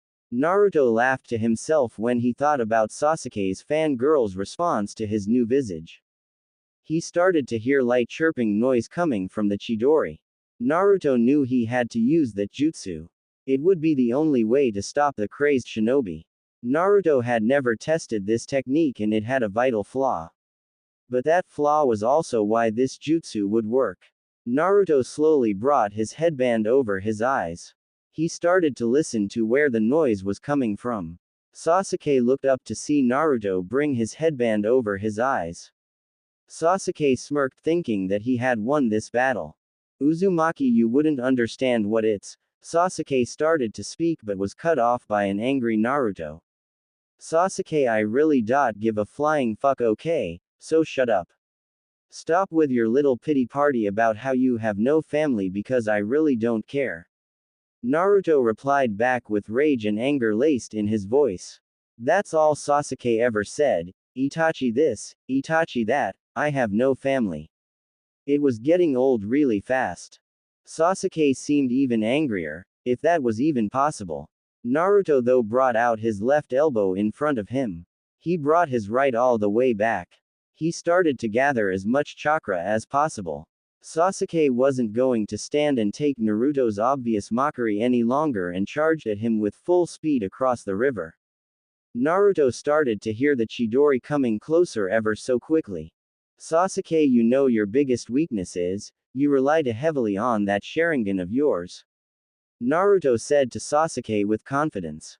Unfortunately, Sasuke didn't have time to mull over Naruto's words. Naruto came running towards him with a ball of blinding light in his hand. Sasuke's eyes couldn't take the intense light and shut his eyes and started to flail his arms around. Naruto didn't stop running and hit straight in Sasuke's chest. Uzumaki clan Kinjutsu, Shining Knuckle. Naruto slowly put his headband over his forehead. It seemed he had created a huge crater on the cliff edge. Sasuke looked completely knocked out as was in his normal form. He no longer looked like Halloween costume gone wrong. Arg! Naruto grunted out as chakra started to pour out of his hand. The blue chakra was leaking onto the ground. Naruto didn't know this would happen and the pain was too much. But he slowly got up and stood over Sasuke. He was still cradling his right hand, making sure nothing came out. Well, Sasuke, you were strong, but I guess. Naruto's speech was cut off as he felt a searing pain come from his stomach. He slowly looked down to see a sword sticking out. Then the blade came out as quickly as it went in. Naruto collapsed onto one knee and started to cough up blood. The Kyuubi container looked up to see none other than Kabuto. Naruto whispered in pain as he started to lose strength all over. You made Orochimaru-sama change bodies. He waited for Sasuke-kun but in the end changed. No matter, I took it upon myself to come and fetch the next body, Kabuto spoke to Naruto in a condescending voice. Naruto struggled to stand up and stop Kabuto from taking Sasuke. But it was no use, the damage had been done and Kabuto was walking away from Naruto with Sasuke on his shoulder. Finish this demon off, Kabuto spoke to the 25 sound shinobi that started to surround Naruto. Kabuto had gone and Naruto was struggling to stay alive, as he saw the sound shinobi close around him. Oh, I am going to love killing this brat, one sound shinobi spoke from Naruto's right. Yeah, he's the bastard that killed Ken, another shouted out to his left. Naruto knew he had only one chance left. Hey, what's the brat doing? One of the masked shinobi said in confusion. Ha ha ha ha ha ha, he's trying to shield himself, another nameless shinobi spoke in a taunting voice. Naruto just smirked and looked at the shinobi around him. Uzumaki clan Haijutsu, Raging Storm. Naruto let loose his most prized and powerful technique. The masked sound shinobi didn't have a chance to react, as they were completely ripped apart. Naruto's hands were on fire as he finished using his jutsu. But the Konoha shinobi couldn't handle it and collapsed onto the ground. Ha ha ha ha ha ha, brat, it seems like you do need me. What's that human expression, brat? You're up a stream without a paddle. Ha, what bullshit. It makes sense though, you humans are so weak that the only thing you could do was come up with that crap. Kyuubi spoke to Naruto in a taunting voice.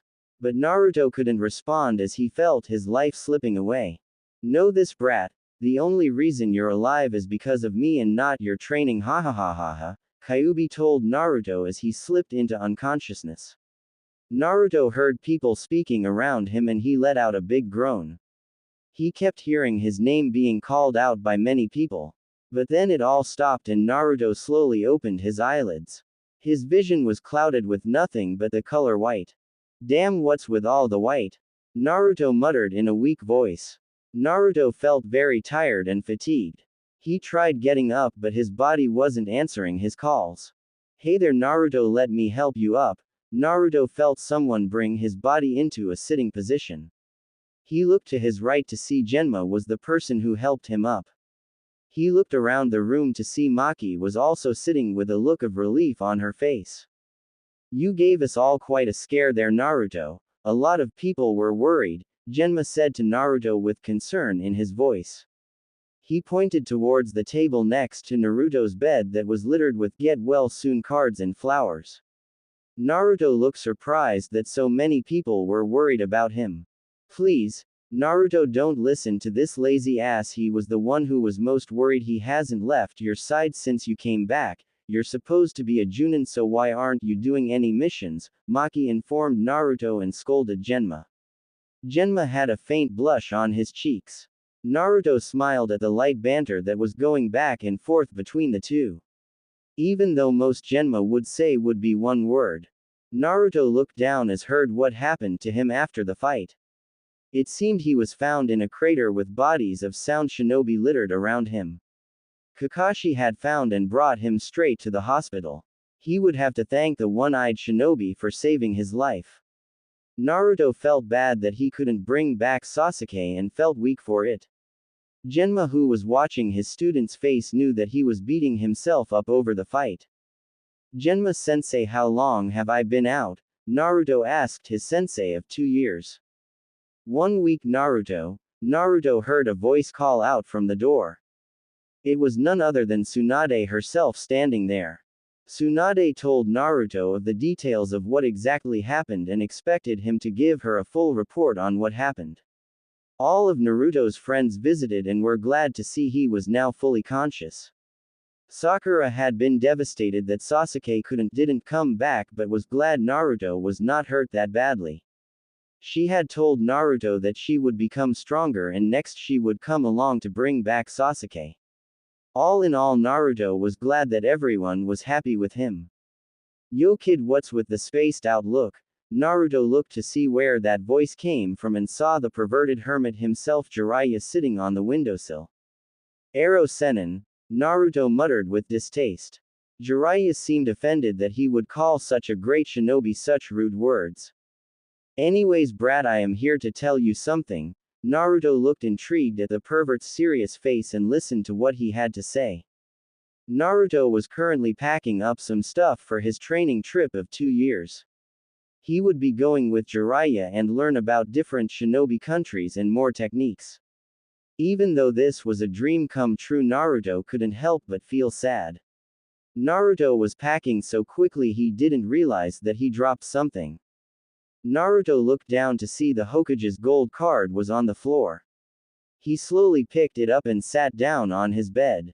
Naruto sat staring at the card for a long time, just trying to figure out what happened. The whole year had been hectic and Naruto had completely forgotten about this card. Naruto slowly got up and walked out the door. His direction was the Hokage monument. Naruto walked to the edge of the roof of the Hokage tower and looked at the monument. He stood staring at the faces of the previous leaders as they stood watch guarding the village. Naruto looked at the face of the wise and powerful third Hokage. You helped me become who I am, old man, and for that I am in your debt forever, Naruto whispered to himself. He held the gold card and wondered if it still worked. He had gone to visit Kai's shop and saw to get some techniques for his training trip. His teammates had been disheartened that he had to go for such a long time.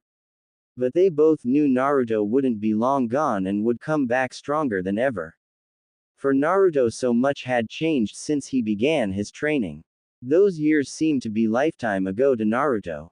Naruto was so engrossed in his thoughts he wasn't aware some was behind him until he felt a small soft hand grope his butt. Ah! Naruto let out the girliest scream Tenten had ever heard. The Kyuubi container looked behind him to see none other than the weapon mistress Tenten. Tenten had a very sly smile on her face as she gets squeezing Naruto's butt. Naruto, you will miss me, want you. You will think of me when you relive yourself at night, right? Tenten asked Naruto with the most seductive voice that made Naruto blush 10 shades of red. Well, I guess so, things will never change.